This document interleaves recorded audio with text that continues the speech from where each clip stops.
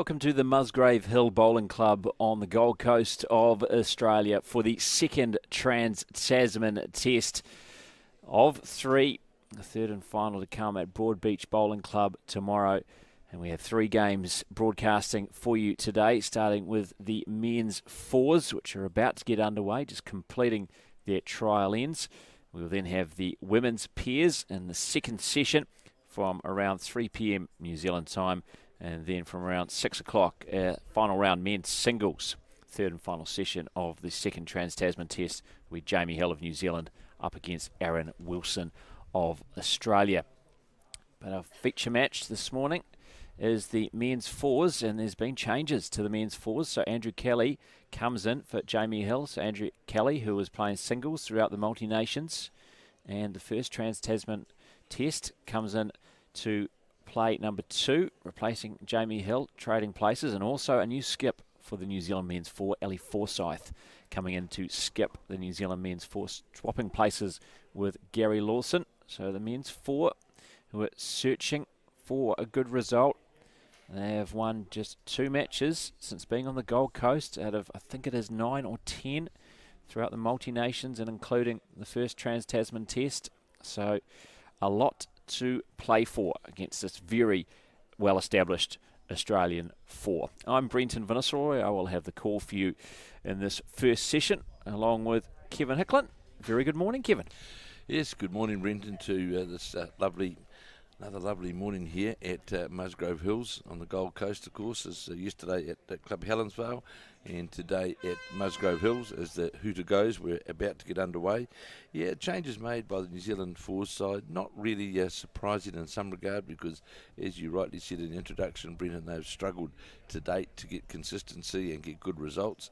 So that change is, it's not surprising really. And we've got to remember that Ellie Forsyth is the current world champion fours. He skipped the winning fours side at the last World Championships, and put Andrew Kelly in there. Jamie Hill going to the singles, good singles player, and Lawson and Forsyth, of course, won the New Zealand fours with the combination at Lawson at 3 and Forsyth skipping. So, yeah, the change is not surprising, and I think we'll just further give to the selectors an idea of how the side looks going forward as we bring this broadcast to you from the Musgrave Hills Club.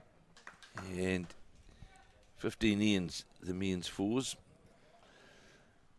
And Barry Lester gets the Australian fours side underway, no doubt viewed as the number one lead in Australia, and it's certainly very, very tidy lead as we watch this first bowl of Crystal Eves break down towards the head.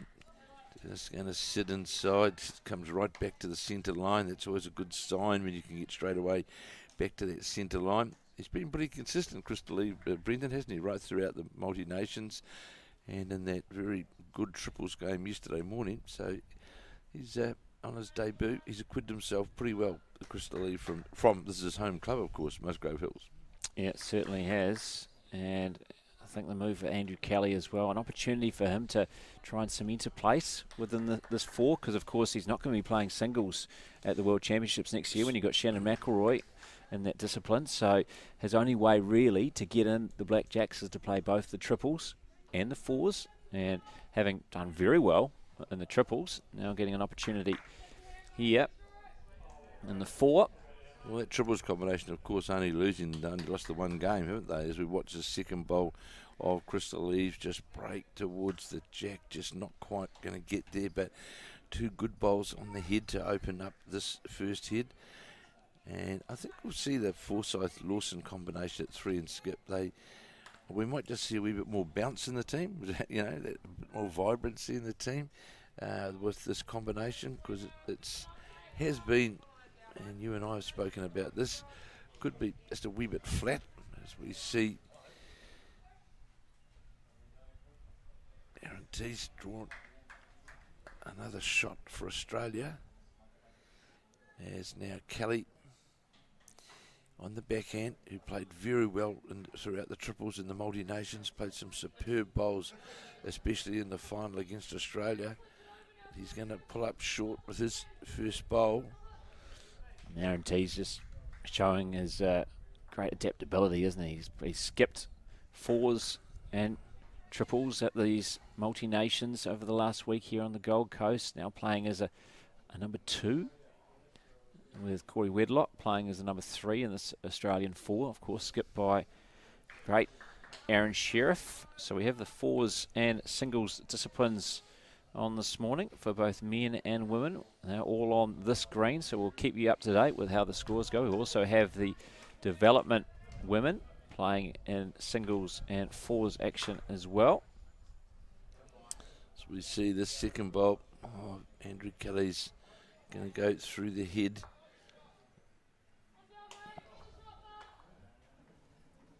Very versatile, this Australian side, aren't they, Brenton? You know, they've got their strong all round, all their positions. As you watch Corey Wedlock, his bolt just going through the head, just with a yard of weight away from the target zone he wanted to be in. So here now is Gary Lawson with his first bowl, playing at number 3. And this is going to be short of weight as well.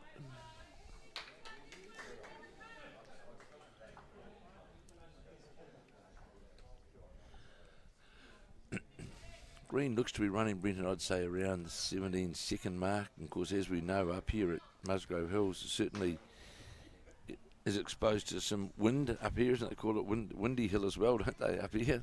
Yeah, the wind is expected to pick up as well throughout the day, so likely to be a factor, which I feel should suit the New Zealand team. You know, more probably used to the windy conditions back home in New Zealand than the Australians are. I know overhearing Aaron Sheriff the other day was complaining about, you know, the windy conditions that you do get here at Musgrove Hill. And here's Gary Lawson. He's short with that second bowl. And looking at that head, Australia holding 2 shots on this opening head.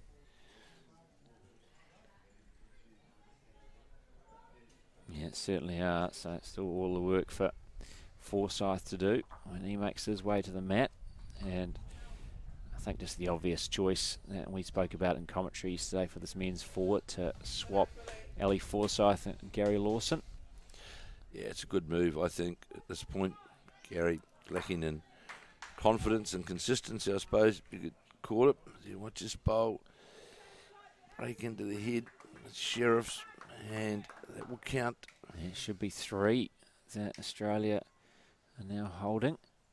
So very much in command of this opening end of 15 in the men's 4s. Ali Forsyth now playing on his forehand side. As you can see, trees in the background, some of the wind already starting to pick up here, and is forecast to increase as the day goes on. So here is the first bowl of Forsyth, breaking down towards the head. It's going to sit behind. He had the weight but won't cut anything out. Still be 3 down. Australia first end, they jumped out of the gates with 3 very good bowls in around the jack. They're all New Zealand's closest bowl, in fact, is the first Crystal Leave bowl, which sits at 4th shot. Yeah, it was all Barry Lester and Aaron Tees building this head.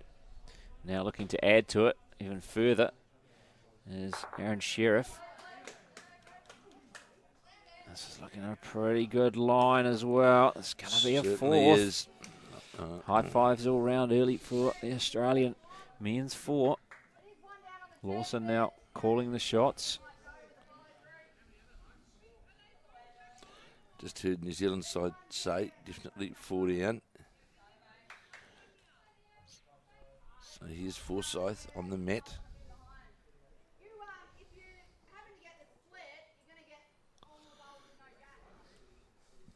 Interesting to see the intent of Forsyth here. There he's attacking or just trying to cut the count. Is it going to hold up? I don't think it is. Going to slide just off that Wedlock bowl. It will be 4 to Australia on the opening end of 15. And that men's 4s. This the first session of the second Trans-Tasman test here at Musgrave Hill. So all very closely drawn bowls, Brendan, weren't they? Those 4 shots, they certainly got off, as you say, to a great start with Barry Lester and Aaron Tees, and certainly are a very strong combination, this Australian side. Yeah, it's one apiece by the looks of it early in the men's singles matchup. Jamie Hill, his first singles matchup on the Gold Coast. He actually had to remember to bring all 4 bowls to Musgrave Hill today, taking on Aaron Wilson. It's early stages in the women's singles as well. New Zealand's Jo Edwards up against Chloe Stewart. And that's 2-0 Chloe Stewart leading. And in the women's fours, I think we just had our first end completed. More weight again played by the 2 skips for New Zealand and Australia. But it looks like New Zealand's got the mat, so... And they've picked up a 3, I think, on the first end. So great first end again for this resurgent New Zealand women's 4, aren't they, Kevin? Certainly are. I think Caitlin Inch did a wonderful job yesterday. And although we saw them have that healthy lead against Australia, and then it came down to the last bowl of Caitlin Inch's, where she responded and ran the jack, trying to get in the ditch, but bounced off a bowl and fortunately landed close to a New Zealand bowl, which gave them the shot. So a good start, but they certainly will be wary that they need to make sure. Chris Laliva sees just drawn the shot in behind the jack in front of the Barry Lester bowl. Good opening bowl by the New Zealand lead. As you can tell, or maybe not tell, we're playing towards the clubhouse and away from the clubhouse on this green. It's the east-west, west-east direction that we're playing in the first session. The next 2 sessions will be played north-south, south-north. So the second bowl of Barry Lester's just goes by over the head. So Laliva will try and draw another bowl close by on that forehand side. And you'd think you'd know these greens here pretty well, Brendan, wouldn't you? The little quirks that may exist in the various greens here. You'd hope so. As you watch this bowl, the second bowl, this is another good bowl from Laliva, a toucher and sits right on top. That's the sort of opening bowls that New Zealand need. It's the sort of 2-bowl lead-in which is so important in these matches.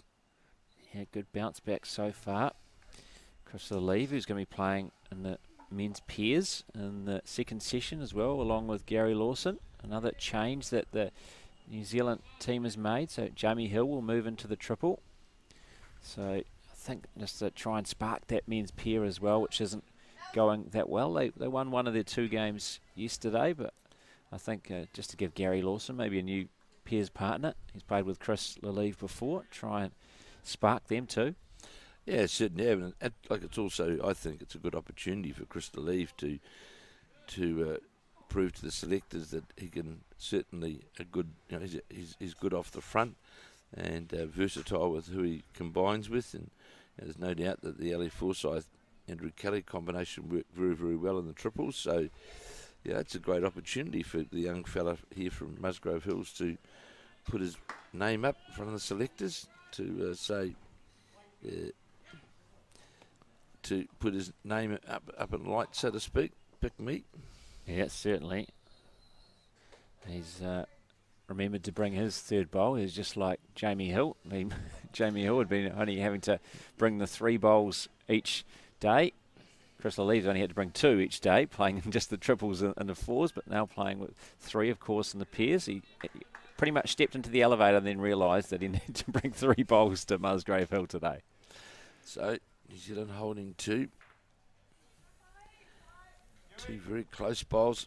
Chris Laliva, Corey Whitlock's bowl just going by. Of course, Musgrave Hill, where Chris Laliva works, the manager of Musgrave Hill is former New Zealand player Brian Boardman, who's been here as the manager of the Musgrave Hill Club now for many, many years. And they're about to go through some redevelopment work here. And Brian represented New Zealand, as did his father. So, and now Chris Laliva working there as well as he watched the Gary Lawson bowl. It's going to come under the line and short, holding 2. Yeah, turns his back on that one, not happy. See how blustery it is getting up here. The flag's up and behind us. and the clubhouse here at Musgrave Hill. A big chance here now for Gary Lawson.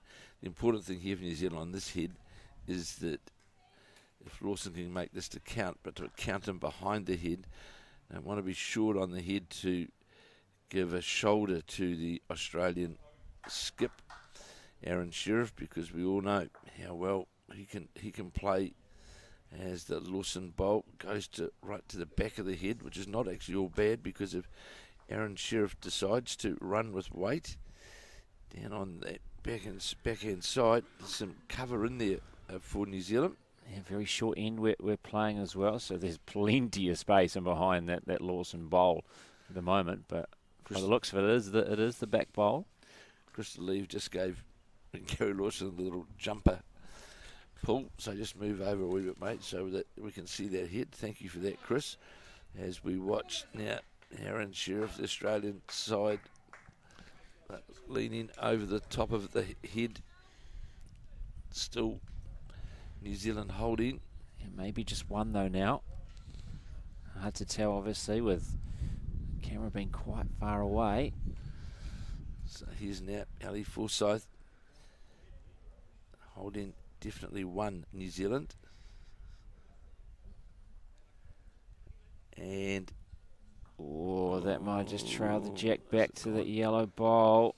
Could have gone against New Zealand there. It was a very good effort from Ali Forsyth, but maybe a touch too much weight. Having a look at the Australians just to see, we might get a signal from them to see.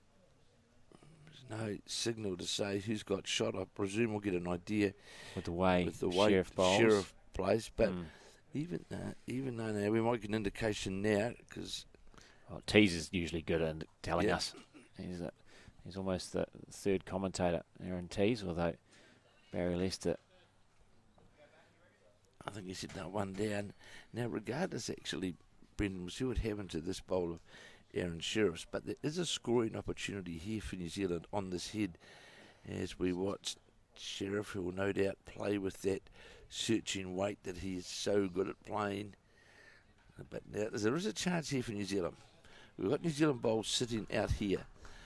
Forsyth comes down through here, pushes onto what is his own bowl, pushes an Australian bowl out of the head. He can make 4 shots of it. And that's what he's trying to do. Coming down on his, he'll play on his backhand, I think, to try and, he's playing on his forehand, trying to get down to make contact onto that bowl. Or get the Australian bowl out of the head, and the Australian bowler's moved out of the head, and I'm sure there's 2 there now. Yeah, it certainly is, at least 2. Now take away 1, or only just taking away 1 at the moment. Maybe that Forsyth bowl could be.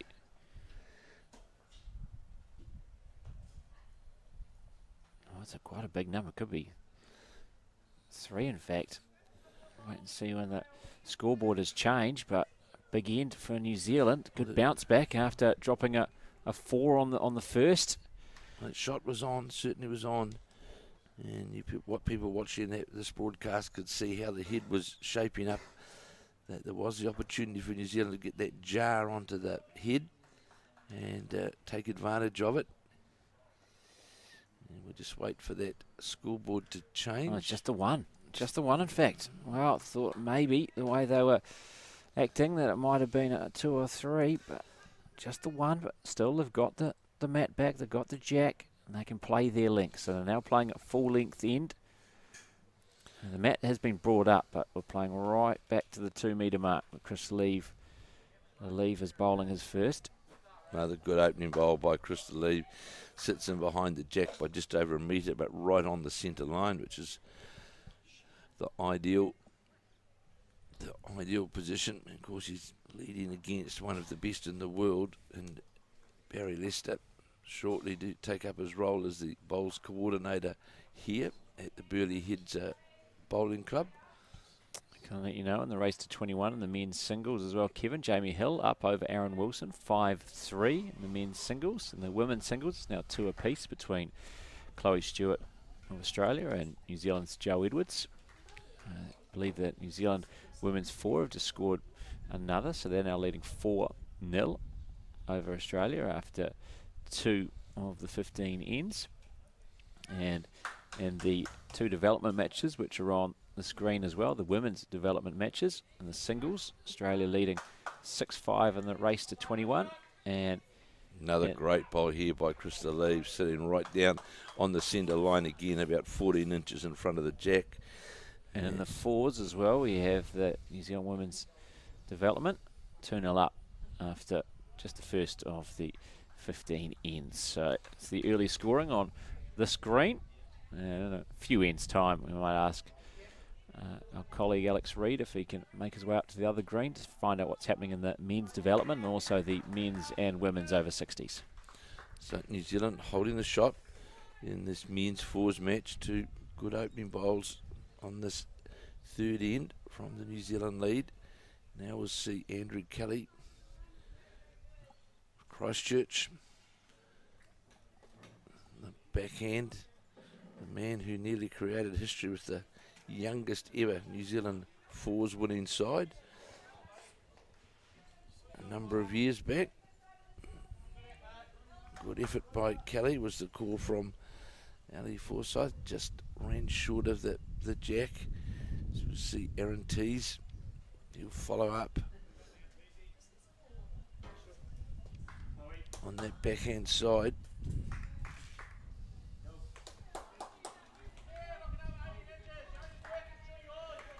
One thing it is unusual, and I know it's only 3 bowls gone, Brendan, but we don't very often see heads with 3 short bowls from an Australian side. No, certainly not. You've got to make the most of these opportunities, don't you, if you're New Zealand?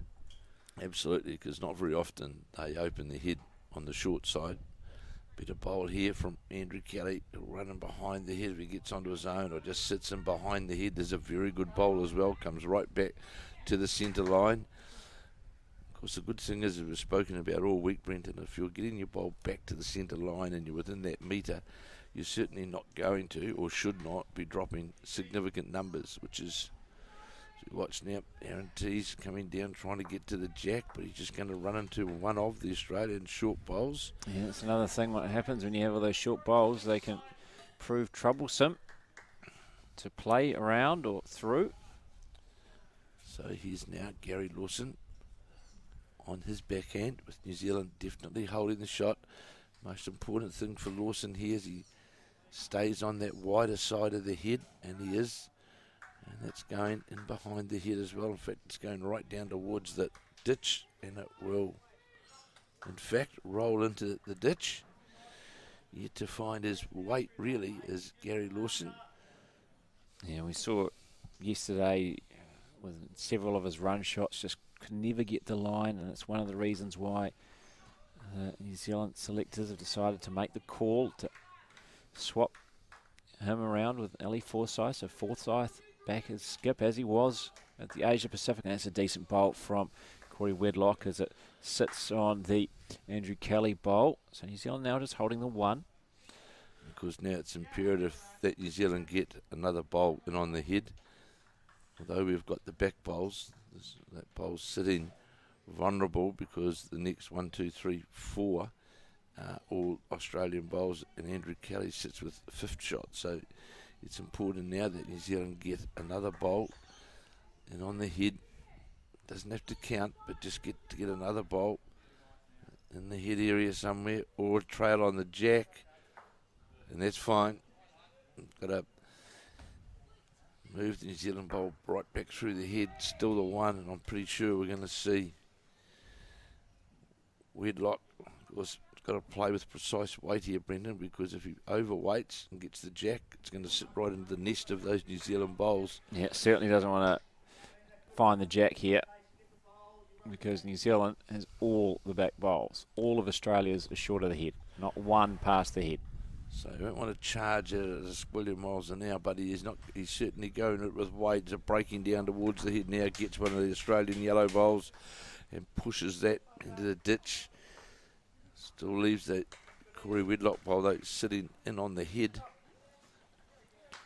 And Wedlock's, does now have a bowl past the head as well, which is so important for the Australian men's 4.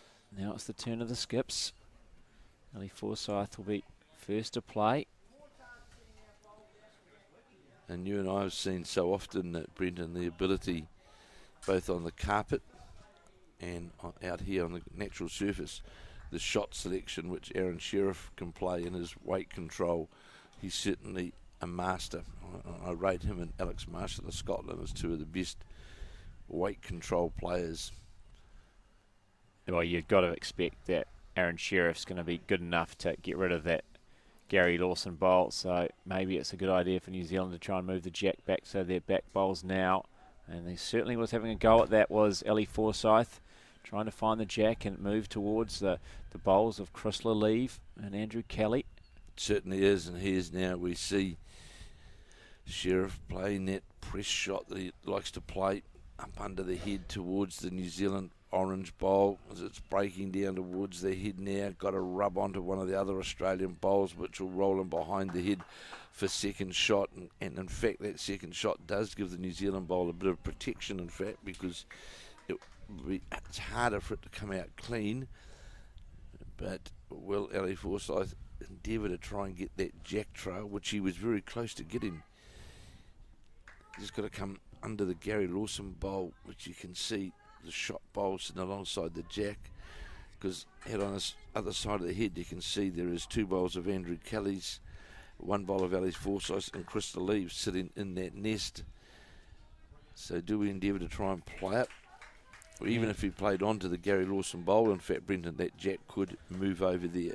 Yeah, I think that's still the game plan, I would think. Do what you tried to do last time around, Ellie. I think Gary Lawson would have said to a skip, you weren't far away last time. Make a slight adjustment. Trail the jack back to those bowls that are hanging out wide. You could make it 3 or 4.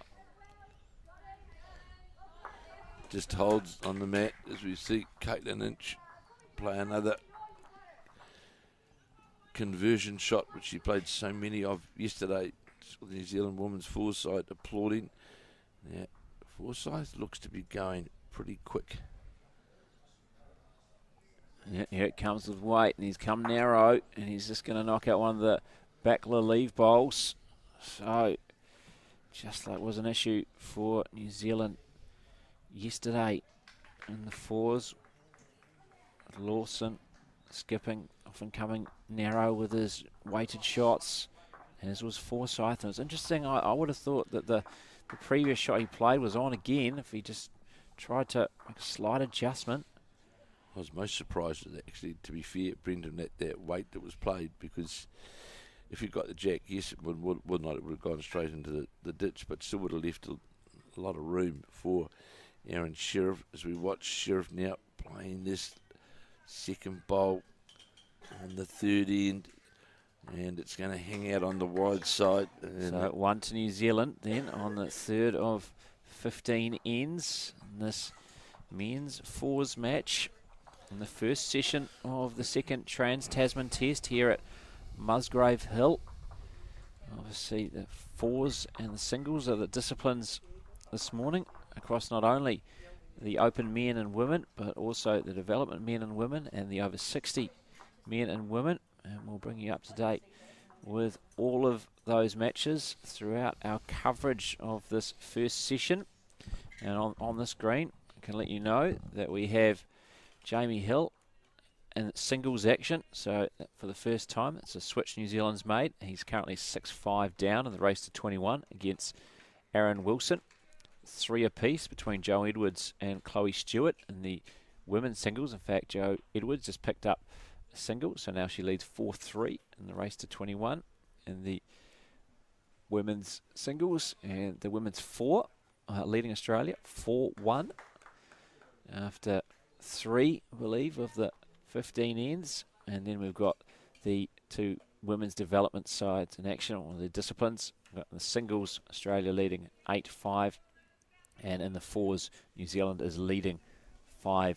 The fours, who had a good win, skipped by Debbie White yesterday in that development women, looking in a pretty good position early on in that contest once more.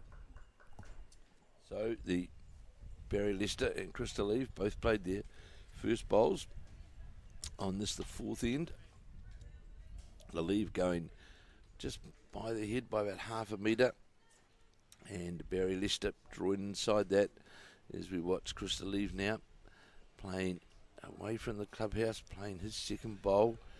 He's watching this closely as it breaks down towards the head. Is it going to get to the jack? It does. He gets the jack, moves it round the corner and turns that into 2 shots. So they're having a great battle yet again, Barry Lester and Crystal Eve. Yeah, they've certainly had a few throughout this competition, especially in the triples. And Crystal Eve, certainly, the last couple of ends, been very impressive. So you watch now, Barry Lester bowls are going to get all the way up. And will, and sits for shot, just rests in between the 2 Crystal Eve bowls. Yeah, great response from Lester. So Andrew Kelly, he'll come on his forehand on this 3/4 length head, trying to get up to where the Barry Lester bowl, come back inside the Crystal Eve bowls and get to the Lester bowl. But in fact, he just pushed the first Barry Lester bowl in behind the head. No damage, no result.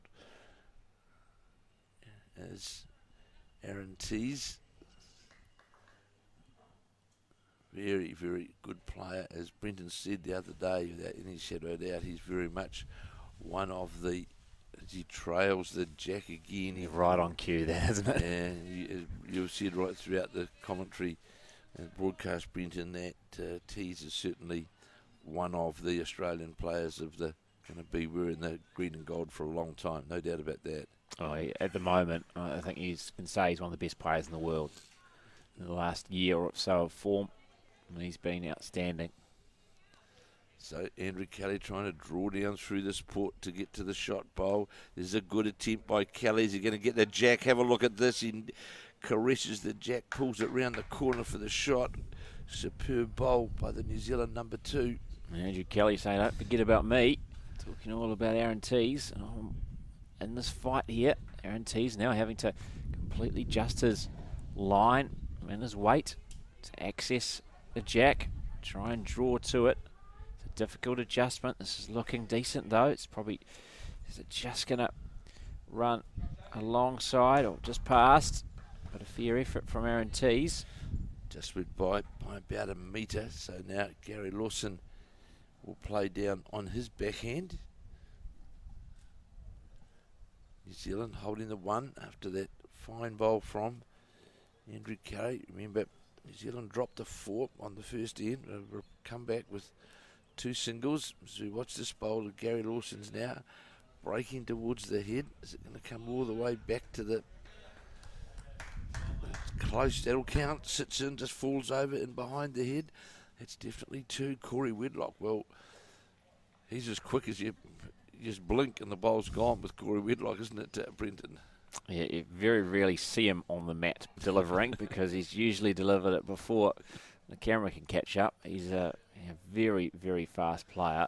Knows what he wants to do before he gets to the mat. So he doesn't muck around, gets into his position, delivers. He just walks onto the mat and delivers virtually, doesn't he? So here's Lawson again on his backhand. New Zealand holding 2 on this, the 4th of 15 ends. He's on that good wide arc again. As it breaks down towards the head, doesn't matter if it goes to the back where those Australian bowls are, because if there is some attacking by Aaron Sheriff, got some cover in at the back of the head. Oh, false start. False start. Corey Wedlock. Certainly, it's a first.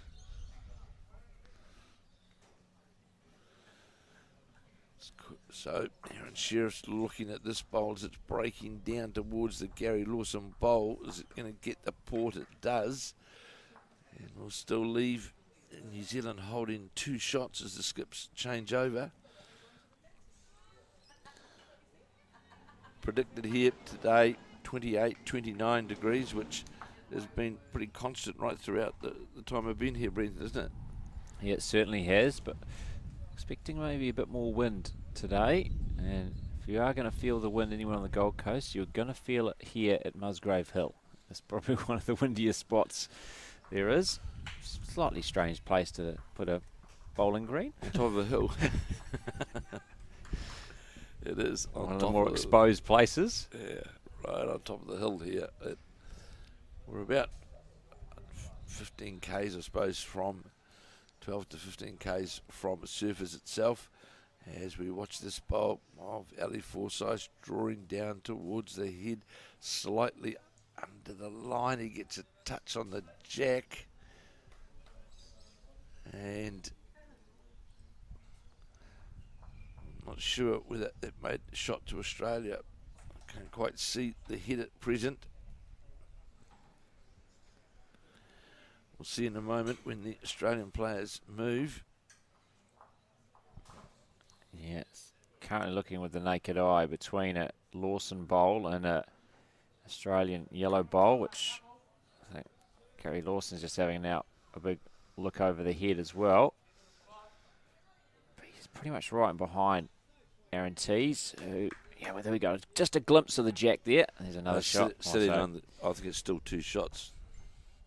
Andrew Kelly bowl in front and the Gary Lawson bowl. So here's a change of hand to the backhand from Ali Forsyth, trying to get down under the counting position. And it's a Forsyth bowl that sits out on the other side as well. He's gone right to the back.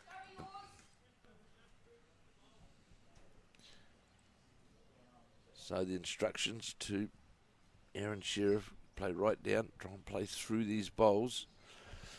It's on its way. Looks to be on the narrow side unless he gets a fortuitous slide, and he won't.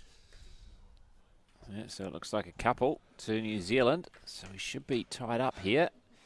Across the leave, grabbing the jack on the mat again. And New Zealand all tied up after 4 ends. It's 4 apiece in this men's fours match in the first session of play in this second Trans-Tasman Test. In the men's singles, Jamie Hill is leading Aaron Wilson, 7-6 in the race to 21. In the women's singles, Joe Edwards is leading Chloe Stewart, 6-3 in that race to 21. The scoreboard currently obscured in the women's fours, but New Zealand was leading 4-1. And Australia have got the mat again, so they would have scored on the 4th end of play there. And in the development games, in the women's singles, it's 9 apiece. Women's development this is, in the women's singles. And in the women's fours development, New Zealand leading 7-0 after 4 of the 15 ends. So New Zealand pretty well placed in the majority of these contests, either level or leading. So Chris DeLeve played his first bowl on this, the 50 in, and sits jack level, about a metre jack level, playing up towards the clubhouse here at Musgrave Hill. And we trust that you're enjoying this broadcast that we are bringing to you, as we will be all day today, and of course tomorrow from Broadbeach, which will be day 3 and the final day of this Trans-Tasman and mini carnival of bowls, of which we've started with the multi-nations over a week ago. Yeah, and if you haven't caught up what happened in the first test, New Zealand winning the women's open competition. First test, 4 matches to 2. Men losing 4 matches to 2. And Australia winning all the others as well, the men's and women's development, the men's and women's over 60s. So really, New Zealand needing to bounce back in the majority of disciplines, other than the women, who were very impressive after 2 narrow losses, Kevin, in the opening session of the first test. They won all 4 of the remaining matches in the second and third sessions, and I'm very impressed by young Caitlin Inch, who had 2 victories, skipping the women's 4 firstly, then the women's triple, and then Joe Edwards, women's singles win, and also skipping the women's pair. Well, Caitlin Inch yesterday in that fours game that we covered, Brendan, she was she was outstanding because she was certainly put to the sword, put to the challenge. New Zealand started the game off so well and had that sort of mid-game non-scoring lapse, and she just stuck to the task, and with her last bowl drove the jack and certainly put her hand up to the New Zealand selectors. I'm your new skip, and I think she did that very, very well yesterday in both disciplines. Yeah, it's fair to say after the multi-nations there was still some doubt about the move, whether it was the right one, but it certainly put those doubts to bed yesterday in the first test. And after catching up with her after the day, speaking very positively about how the team's all coming together, speaking very highly of her teammates, both the 4 and the triple, allowing her to play her natural game, which is an attacking game. It's what we like to see from skips, have that positivity. But of course, both with the men and the ladies, the big event coming up is the World Bowls, of course, next year. But we're a long way away from selecting, or the selectors to select, of course, who that team will be. And there's some very important events between now and then, with the Somerset Nationals and another Trans-Tasman. And they'll no doubt still be looking at other players, especially, I would say, front-end players. And look at this fours game now. New Zealand definitely down. Instruction to Gary Lawson. Play up. Trying to get up there with weight, which he is. He's getting up with a lot of weight, getting up through the head, trying to get to the counting bowl. He just went on the outside of it.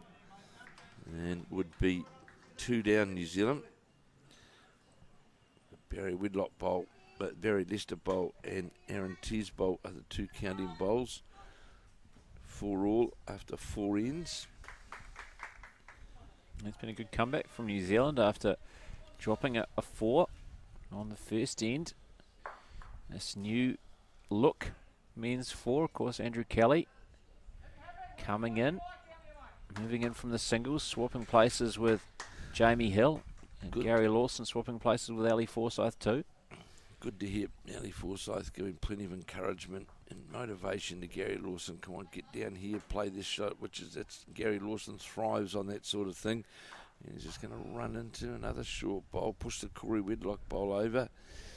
And he's certainly struggled, Brendan, hasn't he, with his normal very, very good weighted shots. In fact, I'd say New Zealand are 3 down now. Yeah, I think the Whitlock bowl would certainly be the third, maybe even the wide bowl out to the left to screen the yellow bowl of either Lester or Tees could also be the 4th. So big couple of bowls coming for Forsyth. Well, New Zealand only got 3 bowls on the green. The 1 Andrew Kelly bowl short and 2 Krista Leave bowls. And of course, this is actually Leave's bowl is the 4th shot. So, yeah, 1 Kelly bowl and 2 Lawson bowls at the back of the rink out of play. So, yeah, a lot to do for Ali Forsyth. It looks like he is going to play with weight. He's going to be attacking the head, which Australia, he got numbers stacked around. Here comes the drive from Forsyth. Has he got the line right? He just gets the outside of one of the Australian bowls, takes away the first shot bowl, but Australia still 3. Still holding a couple. Just 2, I think. Maybe 2, the Andrew Kelly bowl out on the side, I think may well be 3rd shot. I think Whitlock indicated 2. Got some reduction and plenty of room, of course, for Aaron Sheriff to draw another one. And in fact, he moves the jack, so that would definitely be 2. Crystal Leave bowl would be 3rd shot as Gary Lewison. There's actually a bowl right at the bottom of the screen as well. Oh, there is another Whitlock bowl. So that's why I was able to play with that confidence, that weight, because he knew he has the back bowl. So Ali Forsyth trying to draw past the Corey Whitlock bowl. If he draws past that on his forehand, that in fact would give him 2nd shot. It's on its way. The Forsyth bowl trying to get past the Corey Whitlock bowl and drop in for 2nd shot. Looking at this bowl now as it breaks down towards the head. This looks pretty good for shot. This bowl, if it sits on the, just going to roll by. It will be one down for a moment. He had the shot and just very unlucky very there. Very unlucky. It got Looked perfect, didn't it? And it did. Looks as though he kept rolling. These quick greens. Came through that port there, Brenton, and it certainly looked as though it was definitely going to make shot. Two good bowls though from Ali Forsyth, because New Zealand had a very mixed up, mushy head, and he reduced on the drive and then has drawn second shot with his second bowl. Now an option here for Sheriff, to try and draw another one. There's a big gap there if he can get around that wedlock bowl. It's coming through that same port, but carrying through. Touch too much weight, so just the one to Australia. 5-4 they now lead after 5 of the 15 ends, so already a third of the way through this men's fours matchup. The first session of play in the second Trans-Tasman Test. New Zealand looking to bounce back from a 4-match to 2 first Test defeat. Club Helensvale here at Musgrave Hill in the men's singles matchup, which is taking place between Jamie Hill of New Zealand and Aaron Wilson of Australia. It's Wilson leading 9 shots to 7 in the race to 21. Joe Edwards is leading Chloe Stewart 7-5 in the race to 21 in the women's singles. And in the fours matchup between Caitlin Inch, skip 4, and Natasha Scott, skip 4. New Zealand now leading 5-3 after 5 of the 15 ends. We also have 2 development matches ongoing for women on this green. I can tell you in the singles, New Zealand now leading 11-9 and 8-0 in the fours. So the development looking very good for the women as they look to bounce back from a narrow first Test defeat. So Barry Lester played his first bowl on this, the 16, gone just down in behind the jack. So Chris Lee, the former Auckland player, now of course based here at Musgrave Hill, played down on his forehand, trying to get inside that Barry Lester drawn bowl. Looks like it was going to hang on the wide side, and it is. Weight was pretty good. You look at the players now, you can see that the wind is certainly, it's not fierce, but there's certainly wind around. Look at the flags and some of the shade cloths and that wind is predicted to pick up this afternoon, which apparently is quite normal here. The hill, as I watch Leicester draw up, a touch up, sit right alongside it. It's a good, very good bowl bite. The Australian lead. This is where the pressure goes on right from the outset. Yeah, you can hear some of the wind, in fact, coming through our microphones as well, which is quite nice for us. So here's now to leave on his forehand. This is a better line bowl. How's the weight now as this breaks its way down towards the counting bowl of Leicester's and sits right on top of it, moves the jack. Very good bowl there from the New Zealand player. Opens the head up, gives room to draw the shot because the jack now is about 18 inches and behind that yellow Australian bowl. So a good result from the New Zealand lead. Well, it's the effective bowls is what is so important from the lead in 2. You don't have to get the shot, but just creating effective bowls so as you can build on the head and create those scoring opportunities. Andrew Kelly with a big opportunity here in this men's 4. Moving over from the singles, where he had a tough loss yesterday against Aaron Wilson. And looking to try and cement his place in this 4. We spoke about it earlier in the broadcast, Kevin, but if he is to make his way into the Blackjack squad for the World Championships, these are the disciplines it's going to be, the triples and the 4. Absolutely, because we know the current world champion, of course, Shannon McElroy, the newly announced as well, Nelson Sportsman of the Year. There's no question who'll be playing the singles for New Zealand, and that will be Shannon McElroy. And so then that leaves it open for front-end players, because then you've got the likes of Gary Lawson, Ali Forsyth, both back-end players. And then, of course, Mike Kernahan. He's another player who no doubt will come into the frame, who's not here. As we watch this bowl of Andrew Kelly's break towards the jack, just got to stop, and that'll be shot. Is it going to stop soon enough? No, it doesn't. Australia holding 2, indicated by Aaron Sheriff moments ago. Still a lot of room to draw towards the jack, but having been moved off that centre line, it's in a slightly trickier place to draw to. So yeah, it's really front-end players that you would think, Brenton, that the New Zealand selectors, it would be with the men having their main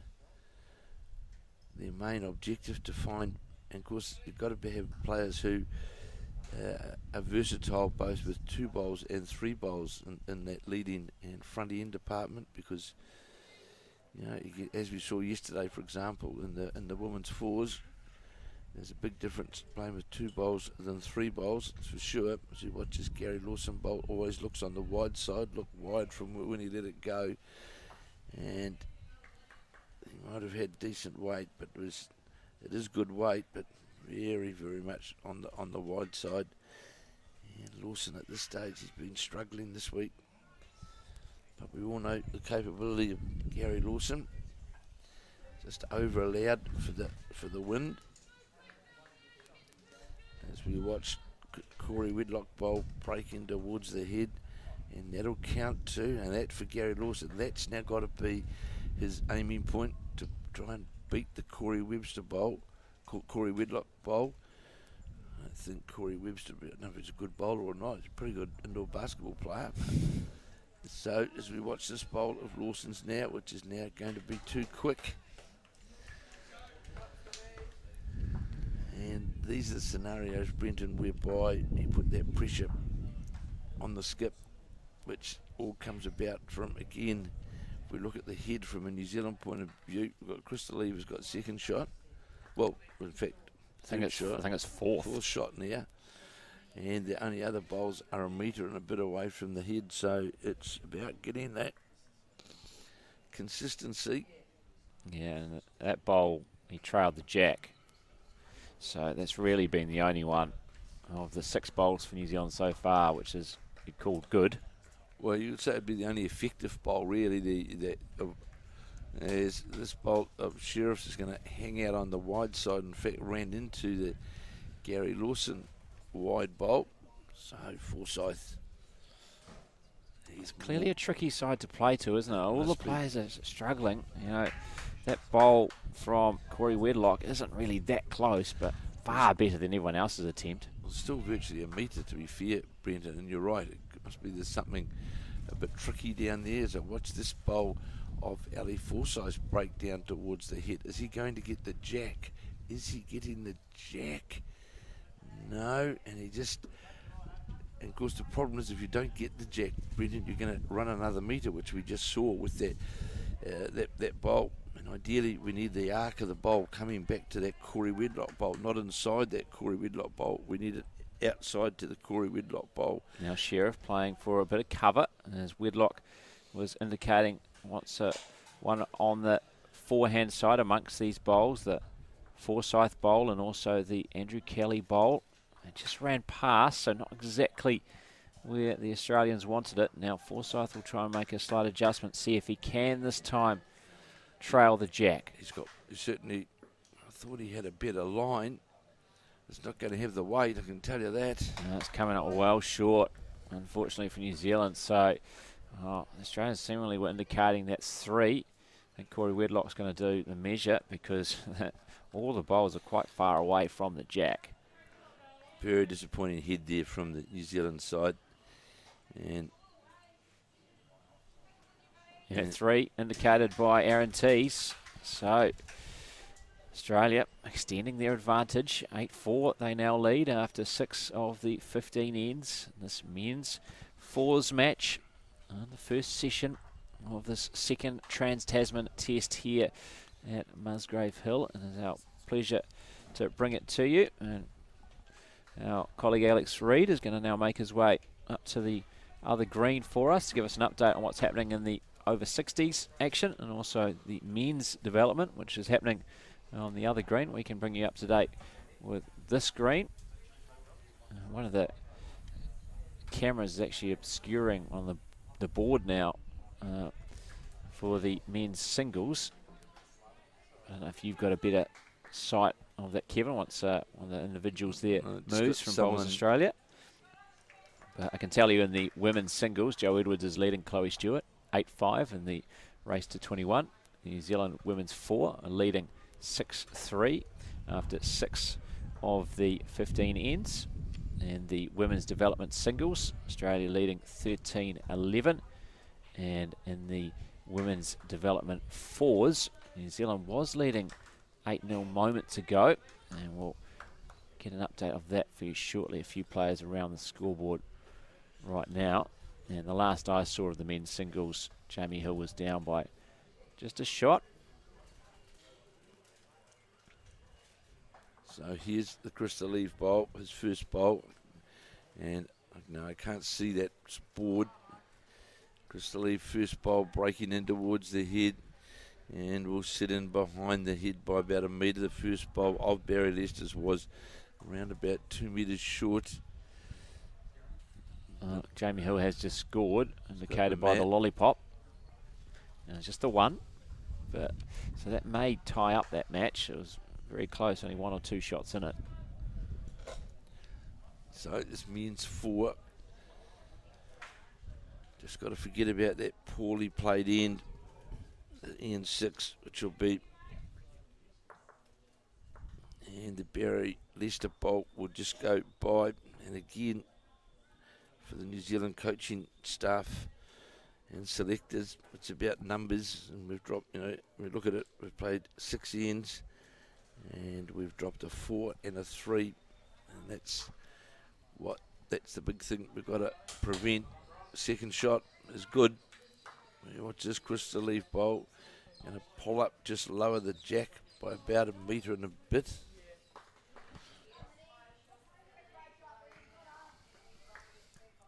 Yeah, we might ask Alex when he gets back to check out the men's singles for us, because there's going to be a camera right in the way of Aaron Wilson's score. We know that Jamie Hill has 9 in the men's singles, race to 21, but we don't know what Aaron Wilson has. So here's a chance for Andrew Kelly to get right on top of the jack, because the Australians, his first 3 bowls certainly haven't troubled the jack. As we watch this bowl, Andrew Kelly's, this looks a better bowl as it breaks down towards the head now. Is he going to get just past and sit on it? And sit right in behind the back of the jack. That's the shot that we were looking for.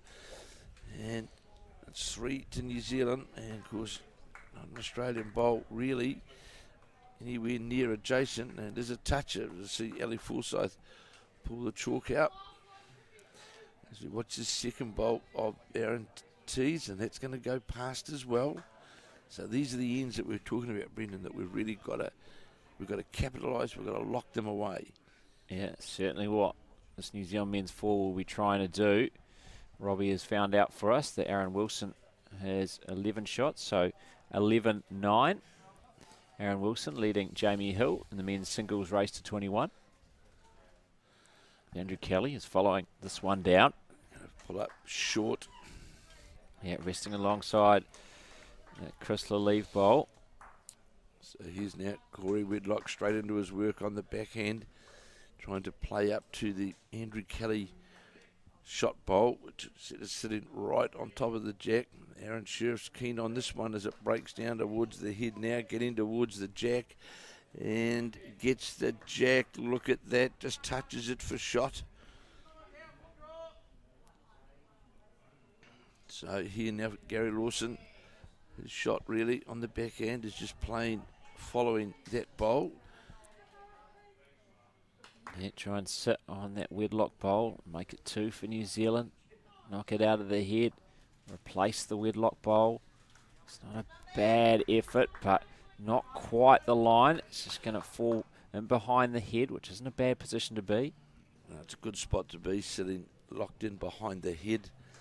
And actually the head, although we're one down, if we can play call it the crunch shot, certainly advantageous to New Zealand. But here comes Wedlock again. Is he going to go by on the head? He will go by. And New Zealand can just dislodge that bowl with a roll or touch the jack about 6 inches. We can actually make 3 of that. As we'll see, Lawson now will endeavour to get to that counting bowl or a touch on the jack on the backhand. He's tightened his line up with a bit of weight, trying to get down to that bowl. It's breaking towards the head now. We're going to get some luck here. Is it breaking in towards the head? Got it flat, falls back over the top, sits on it, and that's shot. Yep, great bowl from Gary Lawson. Not exactly what he was trying to do, but that was always a possibility. If he was a bit wide with his line, he would go into the Kelly bowl, and then it fell into the jack and knocked away the original shot bowl, or the previous shot bowl of Corey Wedlock of Australia. So now Aaron Sheriff playing catch up. So Sheriff will, like a game of chess this, because Sheriff will endeavour to play exactly the same shot as what Gary Lawson just played, but he goes past on the wide side. But of course Barry Lester still jumps up with excitement, even if it doesn't do anything. He's a very, very colourful player, is Barry Lester. Yeah, it certainly is. He gets interested in pretty much every bowl his backhand players play. Encourages everyone, and it is great to see, and it certainly would, lift the spirits of a team. If they are in a bad situation, having a guy like Barry Lester, you never would feel down when you've got him around. Certainly forever not. Positive. The only time he stands still is when they're playing the national anthem. It's on the go all the time. As we watch this bowl of Forsyth, the change of hand, trying to draw around the back, and that's a very good attempt. As we're going to see, no doubt, Sheriff will, because there's still also a good head for Australia, really, Brenton, because there's a couple still of bowls sitting around. Yeah, the 2 Wedlock bowls just to the left of the jack. On that picture there, the green, white and red bowls that he has.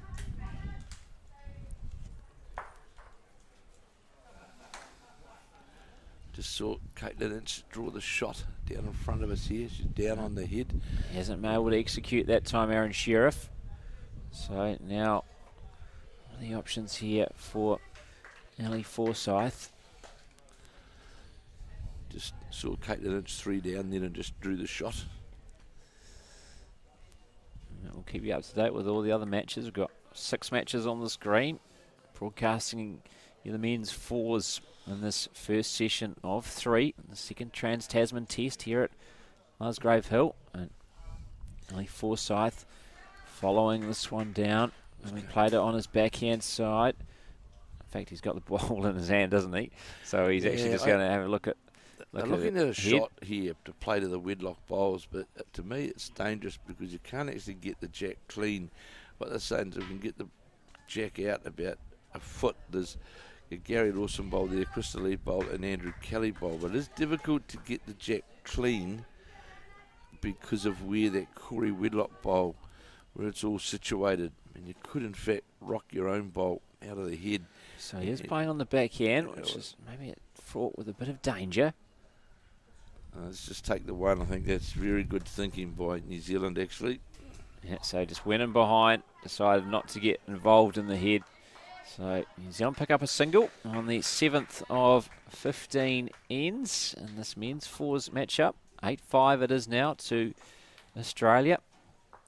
As we fast approach the midway stage, this is now the midway end of this men's 4s first session match of the second Trans-Tasman test. I believe it's 11-10. Now Aaron Wilson leading Jamie Hill in the race to 21 in the men's singles. In the women's singles, Joe Edwards leading Chloe Stewart 9-7. Also, of course, in the race to 21. And just in front of us in the women's 4s. Looking pretty good for New Zealand. We got to see it score update shortly, but I think it's 6-3, I believe. They are leading. And you've got 2 development games in progress as well. And the women's fours development, 11-2 after 6 ends. New Zealand is leading. And in the women's singles development, 14-12, Australia leading.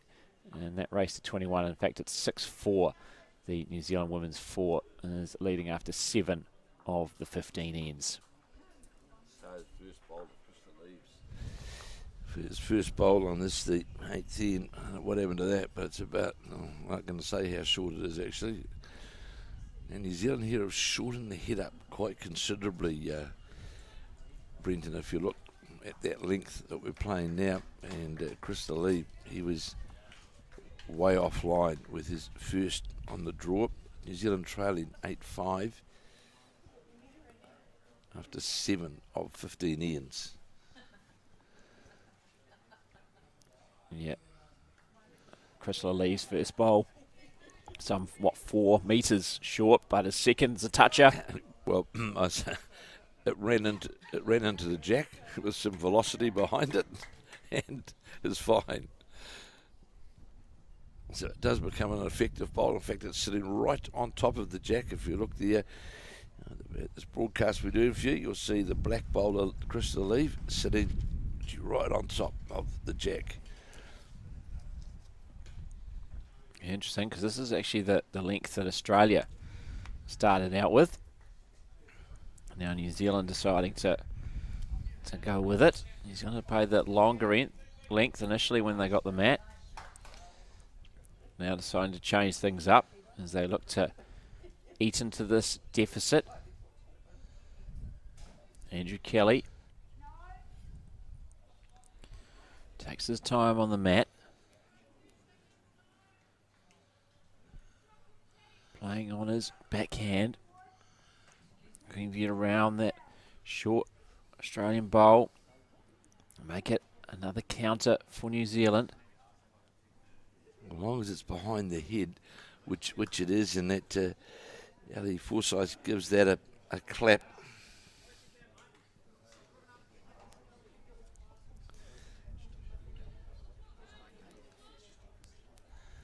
And we'll shortly have those updates from Alex. He's just doing them now, I think. Yeah, he sent them through. So I will pass them on to you now. Men's development singles. New Zealand winning 21-9, so good bounce back from Taylor Horn, who was well beaten yesterday. Men's development fours down 15-1. Over 60s men's singles down 15-6, of course, in the race to 21. Over 60s men's fours 4-3 down after 7 of the 15 ends. Over 60s women's singles 9-6 down in the race to 21, and over 60s women's triples 10-6 up after 6 of the 15 ends. A big thank you to Alex for those updates from the other green here at Musgrave Hill. And New Zealand holding the shot here in this fours encounter, trailing 8-5. That's the Ali Forsyth skip side up against Aaron Sheriff. And of course, we'll keep you up to date too with the singles game. Jamie Hill playing Aaron Wilson.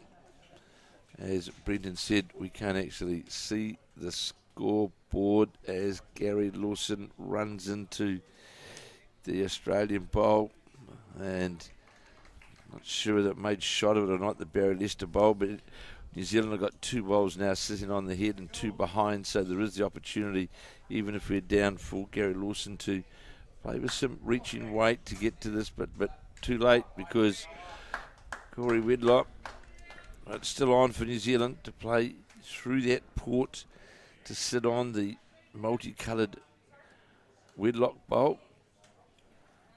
Yeah, so Forsyth make it clear that Australia now holding a couple. So here's now Gary Lawson trying to get down to the jack or the shot bowl, close to the jack, clean around the corner. It should be spitting all the way out, is it? So it's going to be respotted. Yes, Aaron Sheriff bringing it all the way back to the tee. So there's nothing really in Kiwi, and it actually makes the Crystal Leaf bowl. This looks silly, doesn't it? The short bowl of Crystal Leaf. Nobody's got the shot, actually. So as we watch Corey Whitlock play his second bowl all the way back, right down to the 2 metre mark virtually, and that is the shot, even though it's a good couple of metres away. I think it's going to finish up Corey Whitlock's just out of screen, bottom of the picture. Those front bowls now, well, they certainly looks a bit strange, Brent, doesn't it? They're 20-odd feet further up the green, and you'll see now on the camera, on that view, you can see the Corey Whitlock bowl with Australia leading 8-5. Ali Forsyth, the New Zealand skip, play on his backhand, trying to get down to draw the shot right to the 2 metre mark. Gary Lawson's looking at this bowl as it breaks its way down. How's the weight as it comes down towards the jack? Now this looks pretty good, and it is. Sits right in front of the... I see straight away Corey Whitlock looking to see whether Aaron Sheriff will be able to see that bowl from the mat. And the answer is no. No, he can't. He'd be pretty good, wouldn't he? I know he's good, but he'd be... Yeah, the only way you can access that is by coming round the same way that Ali Forsyth did. Use that bowl from the leave as a bit of a marker, but he hung it out a bit too wide there. Asking too much of it. It's going to come back, and the weight is too much. Into the ditch it goes. So he's playing with that weight to try and get rid of the Forsyth bowl. Very good bowl from Ali Forsyth. Jack had been, of course, killed by Gary Lawson, so it returns to the spot on the 2 metre mark.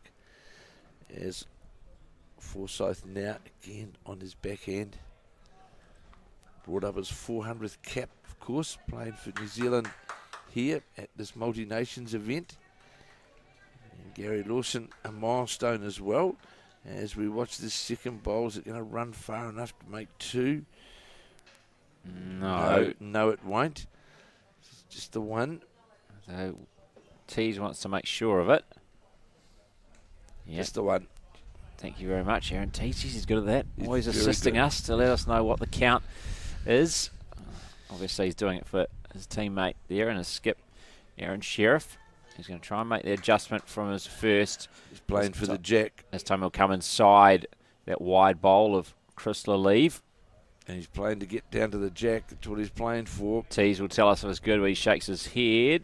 And it was a fair effort, but didn't quite have the line right. So New Zealand pick up 1. After 8 now of the 15 ends in this men's 4s match. In the first session of 3 in the second Trans-Tasman Test, it's Australia 8, New Zealand 6. In the women's singles, it's a pretty tight tussle between Joe Edwards and Chloe Stewart. Joe Edwards of New Zealand leading 9-8 in the race to 21.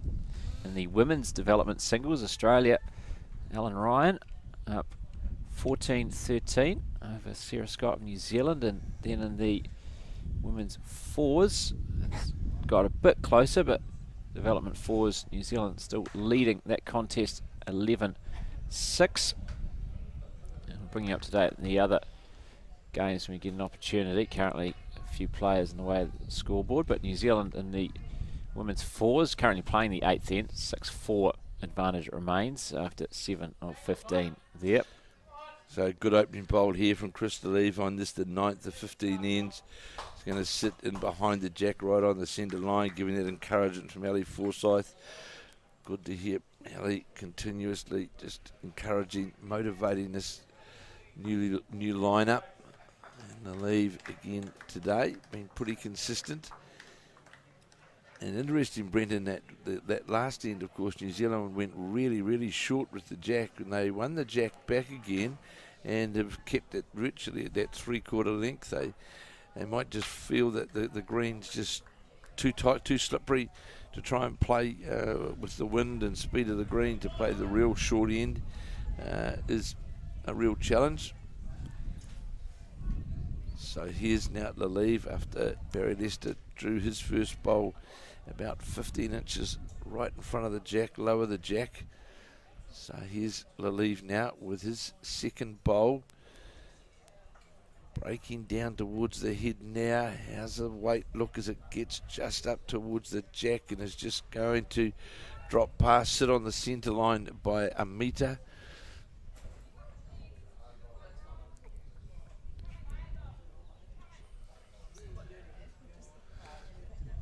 So second bowl here from Barry Lester. Looks to be on a good line again. It's a good line though for Andrew Kelly to actually follow. And Nelly Forsyth straight away, yes, saying to Andrew Kelly, go to the backhand, you draw inside the yellow bowls, and you'll get shot. It's easier than trying to play it on the forehand side. Got bowls to run into here on the backhand. Coming down towards the jack now. Is it going to hold to get to the jack? He gets the jack, pushes it all the way back. Let's say he got the side of the jack with weight. That's fine. Move the jack back. New Zealand now holding. In fact, holding 3 shots, Brendan. Yeah, or the jack spurting out there. There's nothing much out there at the moment. So now Aaron Tees will quickly look to change the situation. I expect after this bowl, if it holds up, it won't be New Zealand holding 3 any longer. Now it's just 1. Holding the shot. Jack level bowl. While Crystal leaves is the shot. The bowl of Aaron Tees went through by about 5 feet. So here now is Kelly changing his hand. Playing up towards the clubhouse here at Musgrove Hill. Doesn't look too bad this bowl, Brendan, as it breaks down towards the jack. How far is it going to go? This is a good bowl here, going to sit right in behind the jack as it's going to stop. Woo is the call from Ellie Forsyth, falls in, and it's a signal from Ellie Forsyth that shot. So here's Tees now playing his second. This looks to be better weighted, but it's still, and this will be shot, I think. May not be. No, still 1 to New Zealand as signalled by Ali Forsyth. Yeah, so that Chris Lalive bowl out to the right of the jack. Shot bowl at the moment. It's obviously difficult to tell on the picture with the angle there. But that Lalive bowl was just jack low. So this bowl, Gary Lawson, if he sits on the leaf bowl clean, could make 2 of it. In fact, more than likely he does, Brendan, make 2 of it. You're right, you say it's a wee bit difficult with the camera angles, but so Corey Wedlock, this looks to be on a similar line. In fact, it's under the head, this bowl of Wedlock's, and will stay under the head. So Lawson will just try and get a bit more width. He had good weight. Great if we could get bowls on both sides of the head here, because it certainly then just creates a wee bit more of a challenge for the Australian side. Gary Lawson willing this bowl on now as it's breaking down towards the head. Going to sit under the Corey Wedlock bowl, but won't count, no.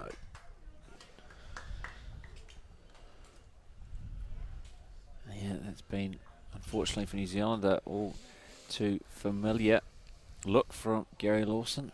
Frustration. He's not able to quite find his best game. This Wedlock bowl being urged on by the Australians. Oh, they like that. Is that enough for shot? Have a look at the head and see what the situation is. New Zealand guys, looks from here, Brendan, the Crystal Leaf bowl to me still looks to be shot, but then you look directly out, which we can from here, looking straight out at the head, and it tends to favour more of the Corey Wedlock bowl, which is in that straight line to the jack. So, we'll see Forsyth. He'll no doubt change after the skips play their bowls. So Ellie Forsyth on his backhand. Looking at this bowl, as this now breaks towards the head. Has it got the weight to get past the Wedlock bowl? No, it won't. Need another couple of rolls.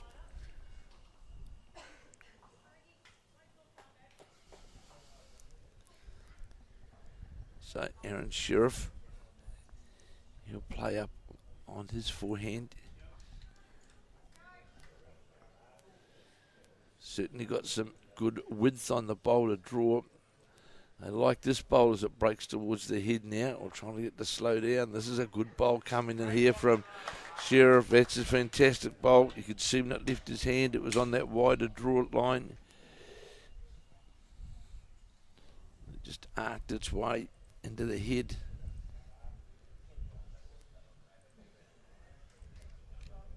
And now big final bowl for Ali Forsyth. Well, he's given this good green as well, Brendan. This has got a similar draw line to the bowl of Aaron Sheriff as it now breaks in towards the head, trying to get to the jack or sit on the bowl. How's that? That's brilliant from Ali Forsyth. Great response. Aaron Sheriff laid down the marker, and Ali Forsyth able to match it. And now Sheriff has to do exactly what he did last time. Emulate what Ali Forsyth do. Sit on the Forsyth bowl, grab the shot back for Australia. Well, certainly you could see that second bowl of Ali Forsyth, Brendan. It did have that wider line if you follow the line of where the Aaron Sheriff bowl came from. And once it got out on that wider line, it was in just a matter of weight. As we watch this bowl of Sheriff, the Australians are down looking at this as it now breaks towards here, just trying to get past Corey Wedlock to the jack. Got a touch on the jack in the bowl. Have a look at that. All right, three great bowls from the skips. That is one to Australia. Two to Australia, in fact. So, great bowl that from the Australian skip. 10-6, they now lead after 9 of the 15 ends in this men's fours matchup in the first session of 3 in the second Trans-Tasman Test. I can tell you that Jamie Hill has now got off 11. He's scored 12 in the men's singles match against Aaron Wilson. Unfortunately, we can't see the Australian half of the scoreboard in the men's singles. In the women's singles, Joe Edwards leading 8-10 over Chloe Stewart in the race to 21. And we're currently playing the 9th end of the women's fours. And it looks like New Zealand holding the shot there. They also lead 6-5 after 8 of the 15 ends. In the women's development singles, Australia leading 16-14 in the race to 21. And after 9 ends of 15 in the women's development fours, New Zealand, the four skipped by Debbie White, leading 12-6. So that's the latest updates from the green here that we are covering at Musgrave Hill Bowls Club. There's a great start from Barry Lester off the front for Australia after getting the mat back after a great bowl from their skip Aaron Sheriff. Great bowl by Sheriff, certainly was. Just a wee, just got that lovely little slide off the front bowl, a touch off it, which straightened the bowl up towards the jack after Ali Forsyth had played a magnificent draw shot. Good response here from Crystal Eve. Just going to go over the head by about a metre, but it's on a good line. So Lester, formerly of Victoria. Now, of course, moving up here, there's a bit of a there's a full dance going on there from Lester as he watches this bowl now break towards the head. He's going to get a touch on the jack. He wouldn't be happy with that. Moving, so we've got the shot, but it moves the jack out into open waters. Yeah, it's up for grabs now for Crystal Leave to try and find his way to it. And a slightly more difficult part of the green, it must be said, away from the centre line, having to adjust the line in particular you play. He's hung this one out too wide. Not able to come back that far. And lacked a wee bit of weight. These are the ends now where your front two can't go to sleep. They've got to be right on their middle, because this is when you've got to start 4 behind. And we're at end 10 of 15.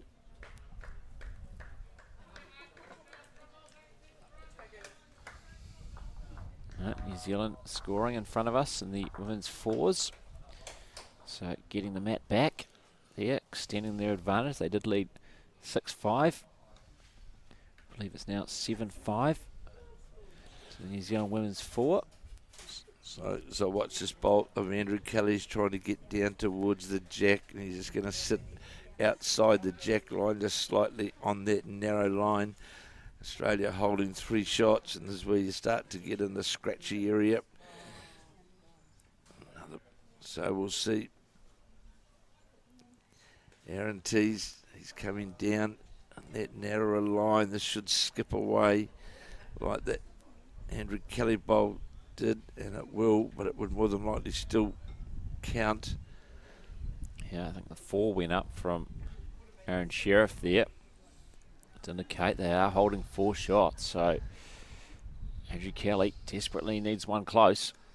Otherwise, it's leaving all the work to do for the back end of this men's 4. Well, certainly a better line as this bowl breaks down towards the head. Now, there's a better line bowl. You can give this one a clap because that'll be the shot. You can see that was on a better line. Taking the line off the front yellow bowl, just had to be virtually on line with that to drop inside it to make shot, and he did just that. Corey Whitlock, Australia leading 10-6 after 9 of 15 ends. And this is just going to get tangled up on that Australian bowl, and you can certainly feel that wind now. You can hear it through the microphones, no doubt. It's certainly starting to freshen up that breeze. Yeah, it's nice for us in commentary. It's not going to be so nice for the players playing out there. It's another thing to counter. Although in saying that, I think the New Zealanders, Kevin, should really welcome the windy conditions. That hasn't worked out for Gary Lawson as he ran into that short Corey Whitlock bowl and promoted it towards the jack. Now the jack sitting right in front of Whitlock's bowl. And that's happened a few times this event. Seen bowls pushed into the head. You look at those flags now on the screen in front of you. You'll see there's certainly no shortage of breeze, but still very, very warm. So Ellie Forsyth just saying to Gary Lawson, let's forget about it, mate, and play down to the counting bowl of Corey Whitlock's. It's on its way. How's the line? It's going to get all the way down. It's not on a bad line, just going to duck under it. Is it going to get the jack? It just ducks under it, falls. Great attempt by Gary Lawson. Of course, you can't see the jack. We can't see the jack from here, but it's right in front of that multicoloured bolt of Corey Whitlock's. So you'd favour Whitlock then. It's hard to tell, obviously, because we can't see exactly where the jack is. But you'd assume, because we can't see the Whitlock bowl, that it is the jack rather in front of the Whitlock bowl. That it is the shot. So here's Aaron Sheriff. He's playing the opposite hand now, trying to get down to draw in amongst the New Zealand bowls. Australia leading 10-6. And just rested him behind. There's a chance here. Valley Forsyth can dislodge this Australian bowl. I think he'll still play the hand that Gary Lawson played, because it can move out to the side. Of course, the jack can as well. So here's Forsyth now on the mat. This might in fact be played with it. No, he's not. He's playing down underneath to try and get the bowl. You can see it there on the screen in front of you. And goes by. I still thought Brenton that shot down on the other hand. Yeah, on his backhand rather than his forehand. Might have been just inside that bowl of the leaves, but because they can see it from the mat, they know what they're doing. Yeah, certainly have better angles than we have. And As we see high fives all round in front of our commentary position for the New Zealand women's 4. Assuming another good bowl from Val Smith. So here's now Forsyth on the mat, and looks as though he's going to play with a lot of weight on the hand that we thought might have been the best option, trying to drive down to what is the counting wedlock bowl. See if he can get it out of the head, and he got the jack. That'll be killed. It's all New Zealand going back to the head. I can tell you we might have 3 shots here, Brendan. Well, I'll quickly disrupt you there, Kevin, because I think we've had our first result in the men's singles, and it is Jamie Hill still on 12, so I can only assume that Aaron Wilson got to 21. So 21-12. I think it's a pretty safe bet. Aaron Wilson has beaten Jamie Hill of New Zealand in men's singles in this first session action, second Trans-Tasman test at Musgrave Hill. So we'll see in a moment what the outcome of that head was. Ellie Forsyth drove, and the levers had the mat.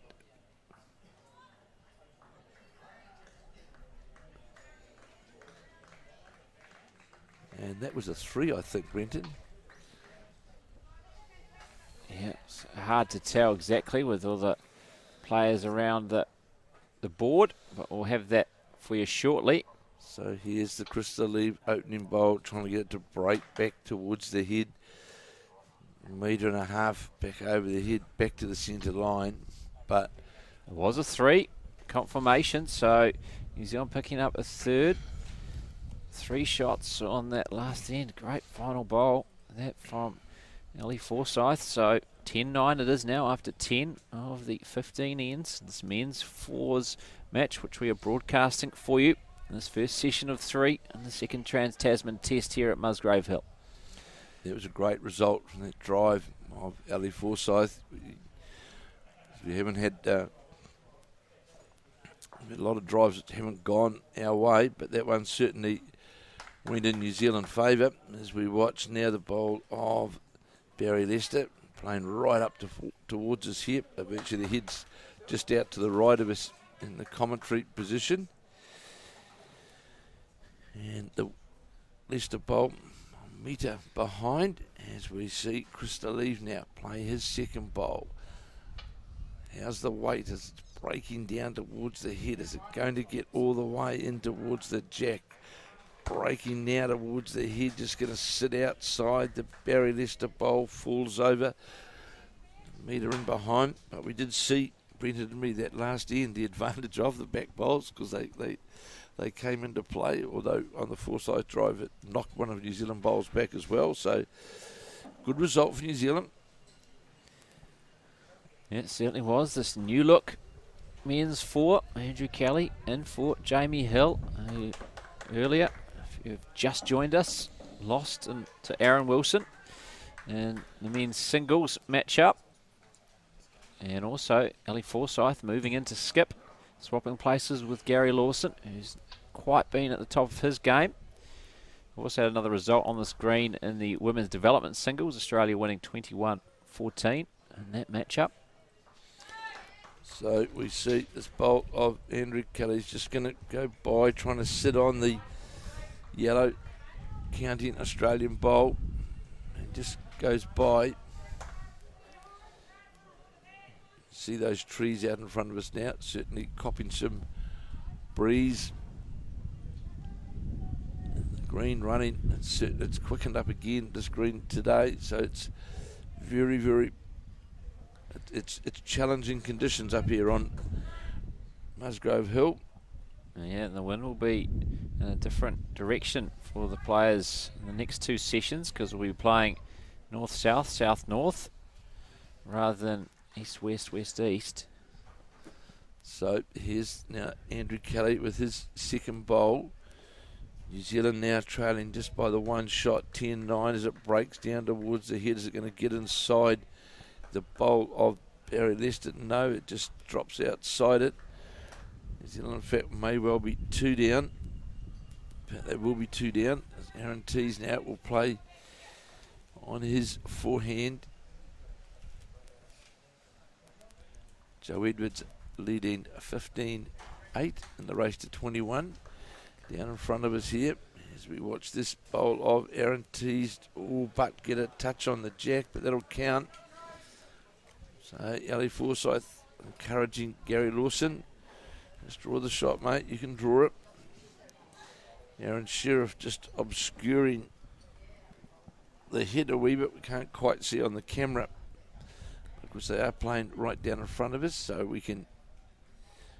So here's now that Gary Lawson bowl breaking down towards the head. Ali Forsyth's pretty keen on this. Is it going to hold all the way to the jack? It is, and unfortunately it got caught up on an Australian bowl.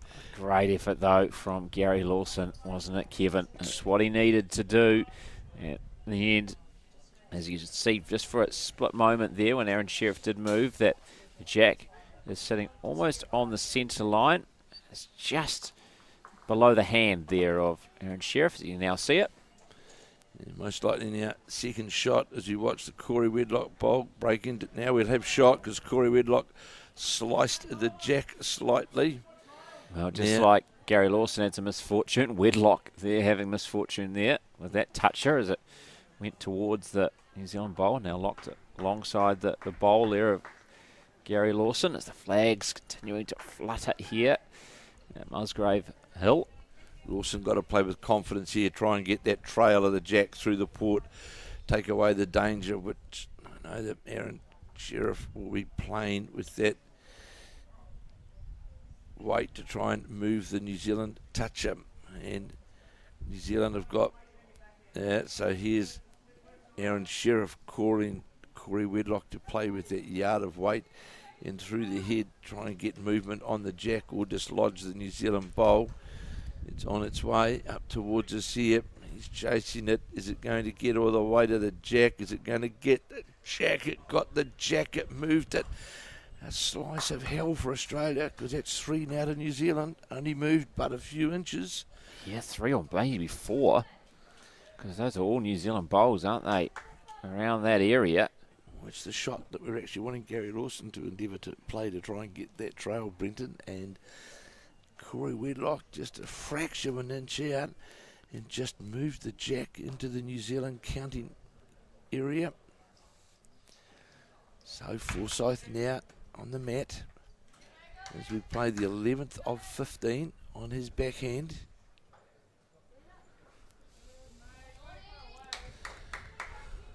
New Zealand holding, and Forsyth definitely hung this out on the wide side, trying to get some finish on it at the end. Is it going to run all the way into the counting area? Just going to pull up fractionally short, but may well count in there. Yeah, might be a good line as well to maybe prevent. Here's Sheriff on the drive.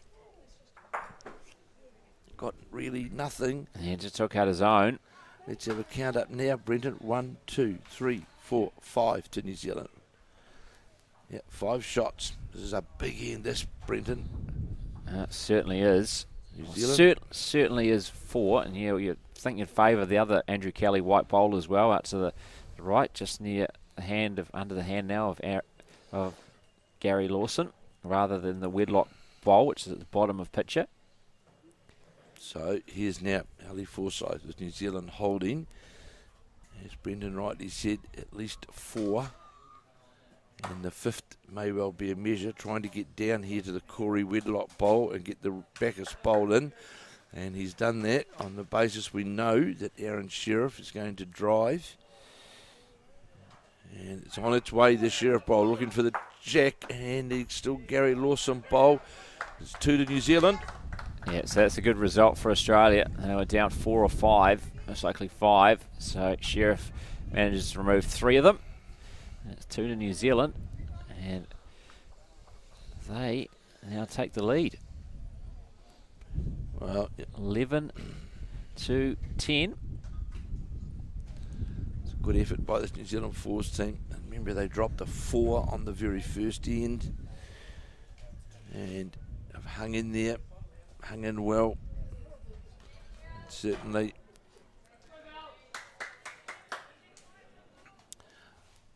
think a more cohesive performance, would you say, Brenton, to date?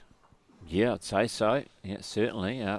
Didn't start well after dropping a 4 on the first, but since then, they've been very impressive. And, I suppose the way you look at it from that moment on, the 10 ends since, they've outscored Australia 11 shots to 6. So the jack right down the back end of the rink from Krista Leave here.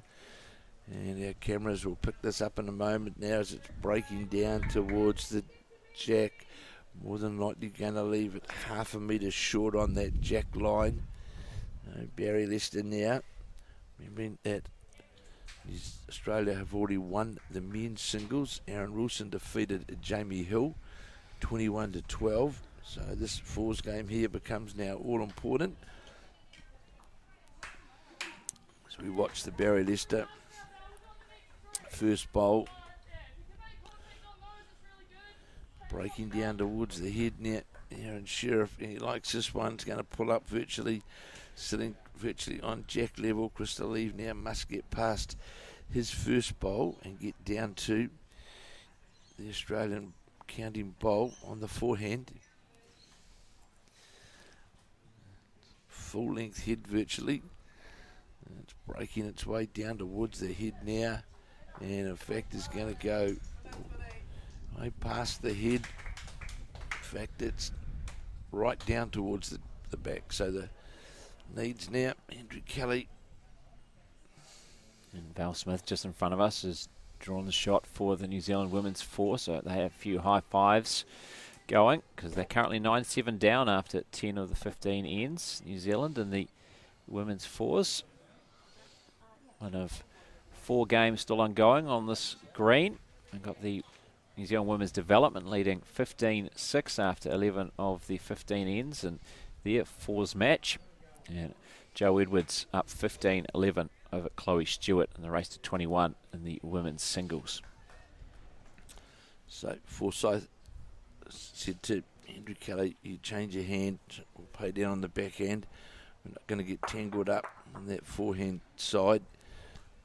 It's on its way. The bowler, Andrew Kelly, Ali Forsyth put in the slow hand on it, trying to get it to possibly slow down. As it's breaking down towards the head, it's going to be pretty handy. And if it falls in, it's shot, and it is shot. Well played by Andrew Kelly.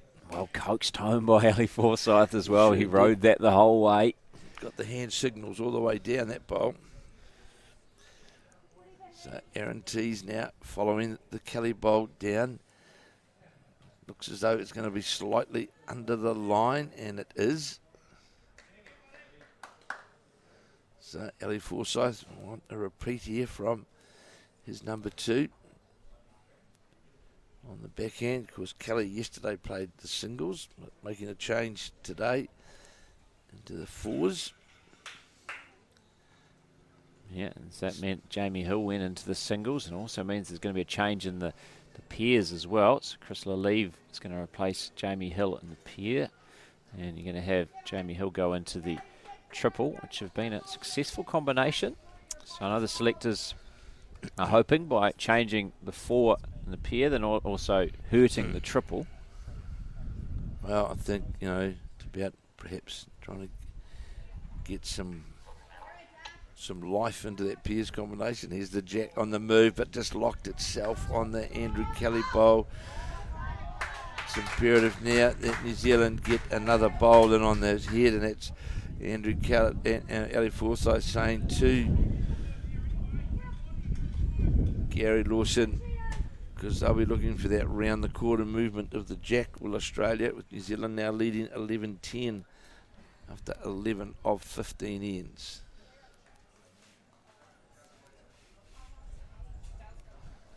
Lawson on the backhand is on a similar line to Andrew Kelly with his bowl.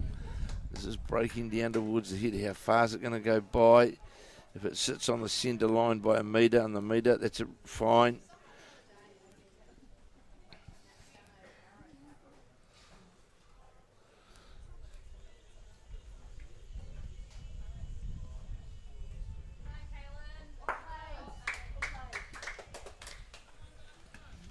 big drive just played by Caitlin Inch to remove the shot bolt for Australia. And the women's fours match right in front of us, continuing to deliver the big shots. New Zealand still holding the shot here in this men's fours and are leading 11-10. Gary Lawson just waiting for Chloe Stewart to play a bolt. And as Brenton rightly said, there's one there to New Zealand after that Caitlin Inch drive. So here's now Gary Lawson on the backhand. Andrew Kelly bolt. This is what the shot is. Just question where the line of this bowl. It's going to be well under the line. Pulled that weight off, and you pay for that once you do that, because it will just, with this wind, it will just roar across. Here's Wedlock again. Whether they still think this is wide enough either. It's not.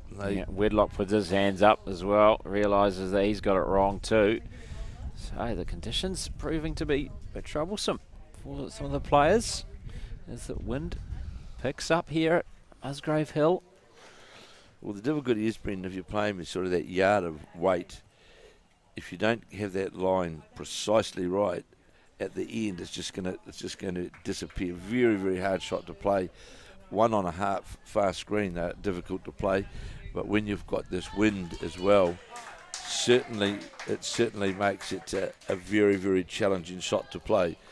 As we watch Forsyth, who's in fact, he's going the backhand side, and I think he's going into the cover domain. Gary Lawson watching it now as it breaks down towards the head, runs into a Gary Lawson bowl. Yeah, runs into all the short stuff. So not what he was after the early Forsyth as he hangs his head for a moment. So here's now Aaron Sheriff with the Andrew Kelly bowl being there to shot. The Australian is normally, Barry Lester's normally just about lying down flat on the green to watch this bowl as it breaks towards the head, trying to get to the New Zealand shot bowl, rock the bowl. Great effort that by Aaron Sheriff, but not enough to take away the shot from New Zealand. I don't know who the man in the T-shirt is down there. It'll be nice if the man in the T-shirt moved. Yeah, obviously not aware that there's a camera right behind him. So we're watching it. Ali Forsyth bowl.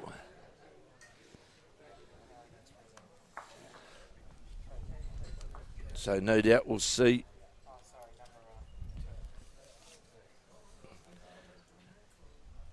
We might actually see Sheriff play this with more weight.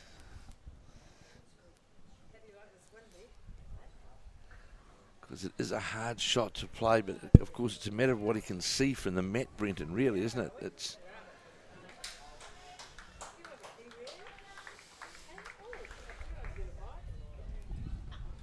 so made his way back to the mat now. Sheriff with the final say on this 12th end of 15. Important in this. There it's the business trying end. to play the push and prod, weight through the head, and it's going to travel on the wide side. So one more for New Zealand as Ali Forsyth applauds the bowl from Andrew Kelly that earned them the shot. 12-10 they now lead after 12 of the 15 ends in this men's fours matchup. This is the first session of 3 in the second Trans-Tasman Test. Just a reminder, we'll be back from shortly after 3 o'clock in the second session where we will have the women's pairs matchup, and then in the third and final session from around 6 p.m. New Zealand time we'll have men's singles action. Jamie Hill up against Aaron Wilson, a rematch after Aaron Wilson won the first 21-12 today.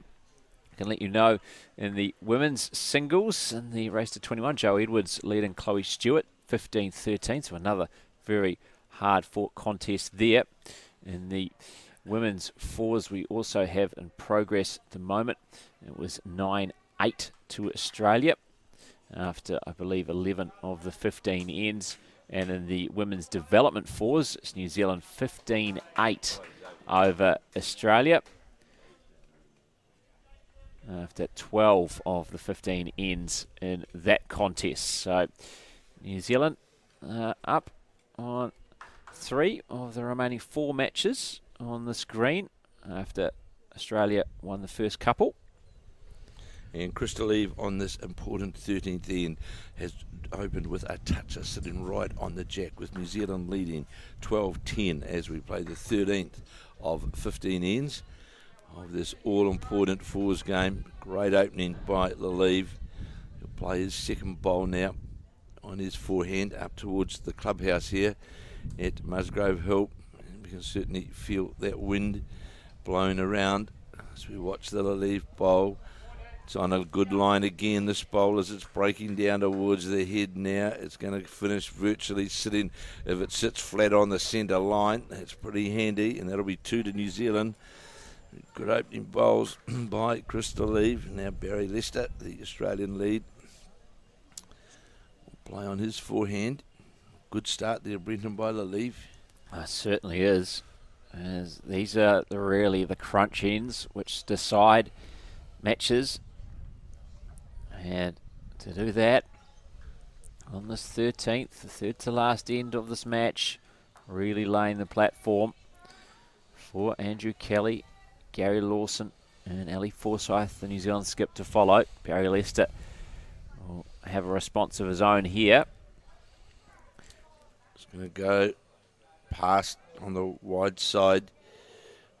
Now, the sort of dilemma now, well, not dilemma for New Zealand, but the head strategy for New Zealand now is we're holding 2, we're leading 12-10. And play to the tee. Let's get to Forsyth's the tee. foot Correct. placed there. Showing exactly what he wants from Andrew Kelly. And he wants the tee because he expects the Australians will certainly attack the jack and the shot bowls of Chris Lalive. And these are to hold up. It's a pretty good home because Australians will certainly, you know, if you're a betting man and you're in Australia and they've got a number of bowls left, they've got 6 bowls to come, they'll certainly be endeavouring to move that. But Aaron T's short with that bowl. So Lester, his first couple, an only couple, and now tees with his firsts. Well, quite disappointing with the high standards of those two. New Zealand an opportunity to capitalise here on the front end. The big important thing here for New Zealand is that we don't give Australia a jack low or jack level bowl for them to work off to the head. That's the last thing that we want to do. At the moment it's sitting, they've got to reach to the jack neat. Yeah, on the centre line isn't the worst place if you are going to be short. So New Zealand leading 12-10. Aaron Tees has given this more green. He's got better weight and may well finish up as, won't finish his second, may finish his second shot actually if it falls in, and it did. Yeah, Ali Forsyth saying still 2. 2 Chris Lalive bowls. So it wasn't quite enough for second. For tees. Ali Forsyth saying then, I'm happy with that. Let's I'm happy with that. Let's try and get and mix up these Australian bowls. And looks to be on a reasonably good line to get into these yellow bowls there on the side. And if it gets past that bowl on the jack level, it's in a good spot, Brendan, because we really mixed the colours up there on the jack trail. Yeah, and that's when you say playing the scoreboard, isn't it? It's just playing Certainly sensible. is. You've got a 2-shot lead. Obviously, 2 would be great. Australia likely to disrupt things. But you want to make it that the most you drop is a 1 here. Corey Wedlock straight away, chucks his head away. And like that one, the last thing you want to do, Brendan, of course, is give them, as we spoke about, that shoulder or that opportunity to the jack. So we can still score in through this port here, which I'm sure now it's exactly where Gary Lawson's been instructed to try and play in through the port, getting behind. And it will be also in a counting position. New Zealand holding 2 on this, the 13th of 15 ends. Got an update from Alex Reid, which I'll give you after this 13th end is completed here in this men's fours match. There's Lawson quickly to work. Needs to get past everything clean here. Don't want to just get in a... Didn't want that. But sure, it's gone to the centre line, but gives that double hit, gives that trail opportunity. Up and under shot for the Australians, which they'll certainly endeavour to do. To play up and under to the bowl. They can afford to play it with more weight now. We have got the Bacchus bowl, of course, if it goes back, but Australia not playing with what I would call super aggressive weight, just trying to get to the Lalive bowl or a New Zealand bowl. And this bowl of Wedlocks is going to go through the head. He puts his head down. Corey Wedlock wasn't what he was after. Puts his hand up and wants to say, sorry, gents, wasn't what I was trying to do there, but it's not a bad position if Mr. Sheriff is able to, access the head. Not that I hope the Australians are listening, Brendan, but to me, the more what I would call, if you take the odds on the shot playing up through the black bowl there is a better option, but he won't want to lose this side bowl out here, would Aaron Sheriff, because that, of course, would leave New Zealand lying 4 shots. So Sheriff looking at the more conservative approach there with the bowl he asked Corey Wedlock to play, as Ali Forsyth now comes to the back of the head. It looks as though he's just in front of Gary Lawson where that bowl's in up. You can just see a tiny bit of it in between the shorts, the shadow of the bowl. Sheriff sticking with that same shot that Wedlock just played. It's on its way. It's going to feather into the front bowl of Wedlock's and gets in the line of that shot now, the shot that they've played and attempted to play with their last 2 bowls. So they'll certainly, so now the best option is to get between the yellow Australian bowl and the Corey Wedlock multicoloured bowl, and then say to Aaron Sheriff, you go back and play it. As we come to the back end of end 13 with New Zealand holding 2 shots. The Ali Forsyth bowl is going virtually where Gary Lawson wanted it to go. Just the one now. It's the indication from Gary Lawson because the Australian bowl did get tipped over then. I thought he just indicated 2 just then. Oh, did he? My apologies, Brendan. I'm not 100% sure, but maybe he said 1 and then 2. Still looks like it on the monitor to us. It looks like 2 Australians having a good discussion over what they will do, because this becomes pivotal for them in the context of this match. Only 2 ends, of course, remaining after this. So you can see both sides are taking their times before they play their shots, because they know the importance, the significance of this 13th end. New Zealand holding a couple. Well, the big thing is that Australia can't lose that bowl out of the head, because I'm looking down over here at the head now, and if that bowl was to go out, it may actually bring more than 1 shot in, because the front Andrew Kelly bowl may well count as well. So we are going to see Aaron Sheriff play on that same shot, playing with a lot of weight, playing with the drive, trying to get to the head and missing. So 2 for New Zealand, and they extend their advantage in this men's 4s matchup in the first session of the second Trans-Tasman Test here at Musgrave Hill. 14-10 they now lead with just 2 ends remaining. 13 of the 15 have been played. I can tell you in the women's 4s matchup, Australia leading 11-8 after 12 of the 15 ends. So another tight contest evolving there. And in the women's singles, Joe Edwards of New Zealand leading Chloe Stewart of Australia, 16-13 in the race to 21.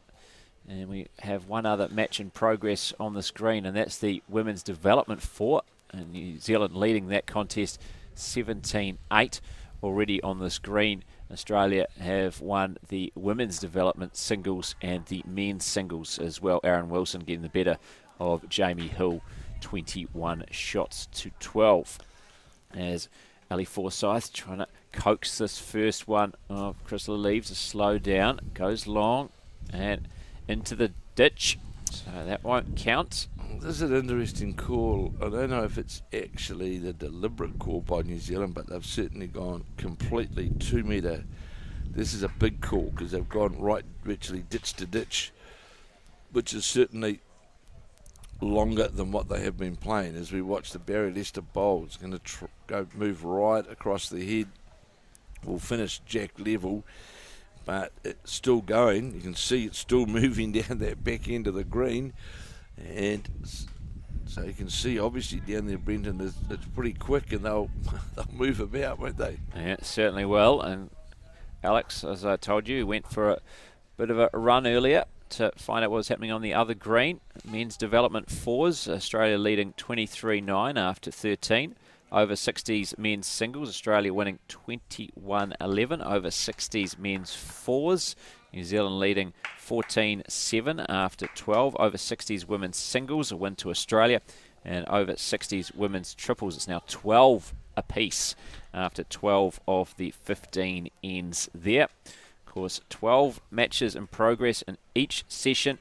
We'll do our very best to keep you up to date with all the scores of all the action, as well as our broadcast of our feature match. This here, the men's four.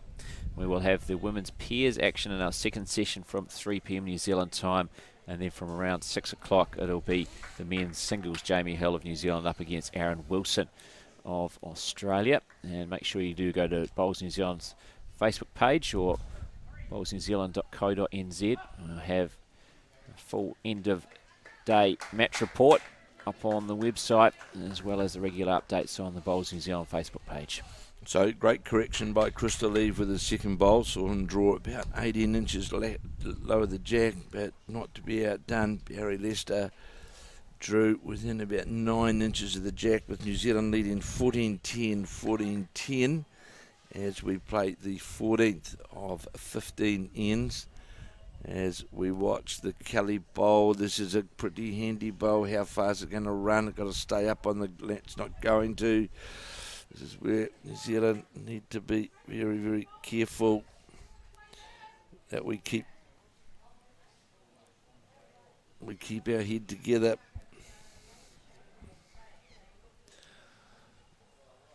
So New Zealand, one down on the head. Important we get another second. So we've got two bowls on the ditch board at this stage that have been too heavy. The first of Andrew Kelly's and the first of Crystal Leaves on this full length. As you can see the jack, if you're looking there on the monitor, you'll see that it's sitting in fact right on the 2 metre mark, and Andrew Kelly, he's going to fall desperately short. Interesting that New Zealand's opted, or as you said, maybe they didn't actually do this, maybe it's actually accidental, but this longer length end is obviously a tactic to have the longer length end, more or less likely to drop a big number on a longer length end, you would hope. Well, the point here, watching this bowl of tees get to the jack, move it, and all of a sudden we're getting into a tangly position of blocked up hands, Brenton. You see the very short bowl of Andrew Kelly's. To me, the objective now is for Gary Lawson to try and get the Crystal Leaf bowl, either just drop past it or turn the bowl over once and then make second shot of it. But it's starting to get messy. So here's now Lawson on the backhand. Looks to be, how far is it going to come back on that wide side? Breaking back now. How far is it going to come back? As long as it stays on the land, and it's not going to. This is picked up again by Ali Forsyth. He'll be disappointed with how many times he's had to do that. First three players have all got one in the ditch. Lalive, Kelly, and now Lawson for New Zealand. Aaron Sheriff saying to Corey Wedlock, plenty of space to try and draw around that short bowl of Lalive. Big bowl needed here by New Zealand. Got to get another bowl on the head. Just imperative that we do as we watch this bowl of Wedlock's as it's breaking down towards the head. Can't quite set at this point. Runs into the Crystal Leaf bowl, turns it over. Well, is there some luck for New Zealand or not? Yeah, it certainly is. I must say, Wedlock has not been at the top of his game today so far. take that one. That was like winning lotto, that bowl that got knocked into the head there. And I suppose it was the risk of playing that hand, but as Sheriff was indicating, come wide of it. Make sure you don't run into it. There's plenty of room around it. Well, it's the same boat here. Gary Lawson trying to get around the Andrew Kelly bowl. This needs to be a big bowl. It's breaking well down towards the head. If it gets past to this yellow bowl, that's a superb bowl by Lawson. In fact, will be third shot, and that's the ideal because Australia still had the chance, which we can see now. Yep, that's what the Sheriff's saying. Play down under the Andrew Kelly bowl, play to the shot bowl, get the black bowl out. Can't see it at present, but we'll know, no doubt, in a moment whether he's got it or not. It's gone by, and New Zealand now laying shot because it took the Australian. Yeah, the short bowl out. That was sitting just in front of that black Chris Lalive bowl. So New Zealand, after being in some early trouble in this end, a bit of fortune, and then a good bowl from Gary Lawson, turned the tables.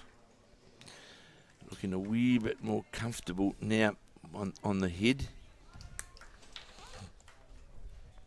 with having two bowls in around the head. And Ali Forsyth now, he'll try and get a bowl out to this whitish yellow bowl. It's on its way. It's tracking pretty good if it gets past the Andrew Kelly bowl, I tell you, because he might move the jack right around the corner here, and that's pretty good actually. Got two bowls in around the head. Got the shot. We'll see. Sheriff, he'll try and run the jack straight into the ditch. It's on its way. Looking for the jack is Aaron Sheriff. And it's bounced back up the green. As you'll see it now as it bounces back. And that's New Zealand holding. And all that's left for Aaron Sheriff here is the draw shot, because there is the danger down here, as Gary Lawson's rightly saying, as if you were to trail the jack, which Sheriff may well do, chasing shots down into this triangle of yellow bowls. So Aaron Sheriff going down to have a look. Really Forsyth trying to get amongst those yellow bowls that you spoke about. He's going to do a fairer job here. As long as it's over the head, it's absolutely fine, and it is. And rest alongside one of those bowls. Go where the jack once was before it ricocheted off the back and back into play. The New Zealand, a bit of, was our turn for a bit of luck then, Brenton, I suppose you could say, isn't it? Because we had the luck twice in that head. Yeah, it certainly has been going their way, and this the penultimate end. This men's fours matchup. New Zealand already 1-0 down in the second Trans-Tasman test for men. So here's Aaron Sheriff going for the draw, trading 14-10. New Zealand holding the shot on this, the 14th, coming to the end of the 14th end, as we watch the Sheriff bowl now, breaking down towards the head. Has it got the weight? No, it hasn't. Doesn't look like it. So, 1 to New Zealand. Or 2. I thought it'd just be the one Andrew Kelly bowl, but we'll wait and see when the scores are changed over. And we see Gary Lawson going down to do the business. I think you might be right, Kevin. It might be 2. In fact, it is. So 2 to New Zealand, 16-10 after 14 of the 15 ends now in the men's fours. So barring a catastrophe, New Zealand will be winning that men's fours, bouncing back after Jamie Hill went down 21-12 to Aaron Wilson in the men's singles. In the women's singles in the race to 21, Joe Edwards leading Chloe Stewart of Australia 17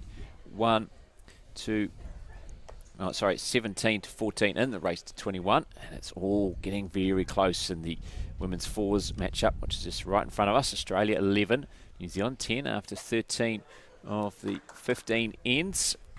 Already had the women's development singles go Australia's way, but in the women's development fours, New Zealand still leading. I'm bringing a score update on that one shortly before we leave you after this end.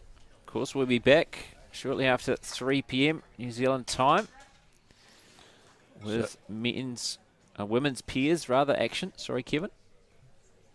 So just say the first Crystal Leaf bowl just in behind the jack, and I'm not going to say anything yet till this game's over, but there's a very dominant point about this particular game from a man who likes to collect or look at stats when covering bowls. So watch this bowl of Crystal Leaves go in behind by a metre, and that's fine. Australia have to score 6, of course, to tie, or 7 to win. It's a big ask as we watch this second bowl of Barry Lester's. He went through with his first bowl, and he's going to be under the line with this, his second bowl. May well be shot. In fact, it is shot. So Andrew Kelly now, New Zealand leading 16 to 10. And Joe Edwards has just picked up a couple in her women's singles match against Chloe Stewart. So New Zealander now leading 19-14 in that race to 21.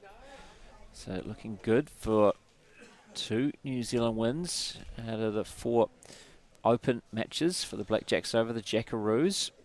So Andrew Kelly draws Jack level. 1 down. Aaron Tees certainly hasn't been dominant in this game, as we've seen him in so many other encounters, trying to get the Jack on the trail. So now Andrew Kelly's, Ellie Forsyth saying, let's not worry about the head. Let's just get down.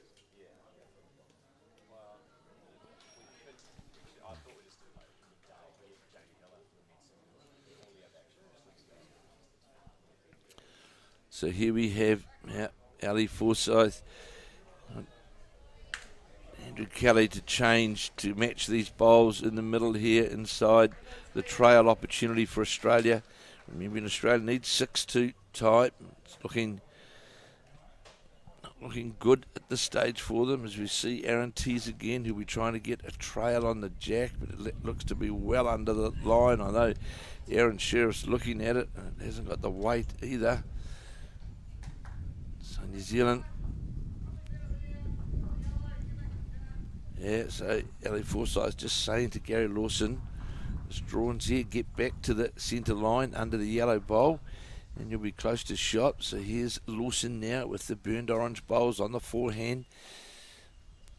Just question that line is White breaking down towards the head now. If he gets the jack, it's fine. If he gets the jack, it's fine. And he did get a touch on the jack, pushed it directly back to the Crystal Leaf bowl. So New Zealand holding the shot now on this, the 15th end. Yeah, 15th and final end. And the women's fours development have finished. And New Zealand have run out winners. We'll find out the score for you and bring it to you in the second session. They led 18-8 going into the 15th and final end. So it's just a matter of how much they won by the women's four. So it's another win for the Debbie White skipped women's development four. It's interesting, Brendan, at this stage in this fours encounter, Australia scored a 4, a 3, a 1 and a 2. That's it. And in fact, they haven't scored since the 9th end. So this has been, provided they don't score that 7 shots, which looks highly unlikely, a dominant display by this New Zealand fours combination. And the change has worked. I've seen it steady off the front.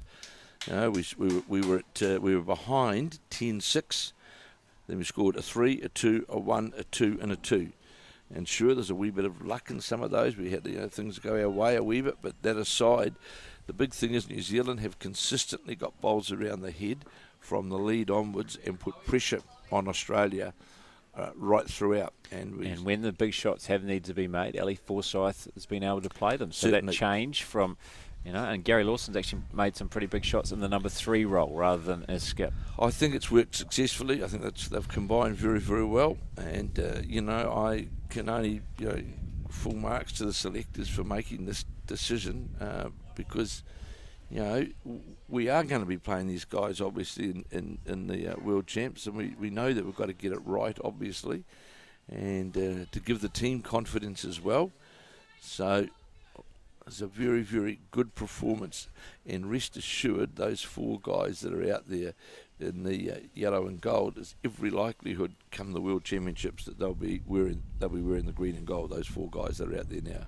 Oh, that's the thing, and New Zealand have Shannon McElroy to bring into their squad, not for the fours obviously, but just their overall squad, whereas this is pretty much a full strength Australian team. We just saw there Ali Forsyth in fact roll the Australian bowl into their head, the Gary Lawson bowl, a drive from Aaron Sheriff. It's gone a miss, and I think the call here is let's just go to the spot and see what happens after that. But a pretty impressive display by this forward side, Brendan. Yeah, absolutely. They will be winning this contest. I can't see a way how Australia's going to pick a 7 out of this with just 1 bowl remaining. Well, he's run into the short stuff there, which is not what he wanted. So Corey Wedlock now has the back bowl. On the drive, below Aaron the screen. Sheriff got one of the New Zealand bowls. That'll be another 1 to New Zealand. Yeah, shake hands time. So New Zealand men's 4. Great bounce back. The new look men's 4. Andrew Kelly coming in. Ali Forsyth taking over as skip. And they have beaten Australia 17 to 10. 17 to 10, the final scoreline. So congratulations to the New Zealand men's 4 of Crystal Olive, Andrew Kelly, Gary Lawson and Ali Forsyth, beating Barry Lester, Aaron Tees, Corey Wedlock and Aaron Sheriff. So it's 1 apiece now in the open competition. After earlier we had Jamie Hill going down 21-12 in the men's singles. In the women's singles in the race to 21, Joe Edwards up 19-17 over Chloe Stewart, and still ongoing as the women's 4s. It was very tight with the last score update, and we'll try to give you one update before we do leave you. But Kevin, just in summary, you ran through all the stats before, but overall pretty comprehensive performance from this New Zealand men's 4 after a couple of changes were made. Oh, it certainly was, and the good thing is there was only a couple of ends actually, Brendan, where there was sort of some danger bells for Australia to pick up numbers, and that's really what it's all about. It's about the consistency, as it keeps saying, of getting back to that centre line where you're not going to put yourself in a position to drop the 4s or the 5s or whatever. We dropped a 4 on the opening end, a 3 on the 16. Other than that, Australians' pickings in this game were a single and a 2. That, to me, shows that this whole New Zealand side, from the lead right through to Ali Forsyth at skip, put a comprehensive display together, and a great opportunity now for this New Zealand Force team to build on that, because that was a resounding victory over Australia. Oh, we've just seen a weighted shot played by Caitlin Inch, and has knocked away 1 shot. Don't know if it's knocked away anymore. It's still a bowl to play from Tash Scott, but we'll be back later this afternoon from around 3 p.m. New Zealand time. We'll have women's pairs action for you. Taylor Bruce and Joe Edwards of New Zealand up against Chloe Stewart and Kelsey Cottrell. But as we leave you in the open competition, it's 1 apiece between the New Zealand Blackjacks and Australia. As we're going to bring Crystal Olive into commentary, are we? No, we're not. So it's actually 1 apiece after the first rounds of competition. And here in the first session of this second Trans-Tasman Test, still got the women's singles and the women's 4s to be completed. Well, with Chris is here, we might as well bring Crystal Olive in now. So Kevin will sit out. And Crystal Olive, the lead of the New Zealand men's 4. I'll welcome him to take a seat alongside us. Thank you very much for joining us, Chris, and that's a pretty good start for the new look men's 4. Yeah, new look side, and we're pretty just got off the rink obviously, but I'm pretty happy with how things went there. Yeah, and we're just going through the stats. Kevin was going on the number of ends. I think Australia actually scored on 4 ends, so when you look at it in that respect, coming back from 10-6 down, pretty comprehensive too. Perhaps, but look, I think we've got to be a little bit careful. Don't want to get too far ahead of ourselves. They were a little bit unlucky at times. There was one or two shots given away, and a couple of little things just went our way. And look, we're playing, Australia, and we've got to play them again in the next game. So we need to just take that win, refocus, and push on from here. But no, happy. And for you, no change of discipline in the second session of the second Trans-Tasman Test going into the Peers. You're looking forward to that opportunity? 3 bowls? Yeah, wow, 3 bowls. And look, I just think it's an exciting opportunity. I get to play with Gary Lawson for New Zealand. And there's not too many young bowlers that get a chance to do that. Play for, I guess there might have been a few over the years. But no, look, playing with Gary Lawson in the Peers, it's a bit of a dream come true. Yeah, you might have heard a big round of applause in the background. That's because Natasha Scott has played a successful drive. So the Australian Women's 4 has beaten New Zealand in this Trans-Tasman Test first session. And the Women's 4s, and we're just seeing the women's singles come to a conclusion as well. Well, we thank you very much for your time, Chris. I know you've got to get ready for the second session, the men's Peers action. And that is us from the first session of play of this second Trans-Tasman Test. So far, Australia having won two of the 3 contests, but a successful performance for the men's 4, a 17-10 win over Australia. Join us back here around 3 o'clock New Zealand time. We'll have the second session all covered here for you from the Musgrave Hill Bowl Club.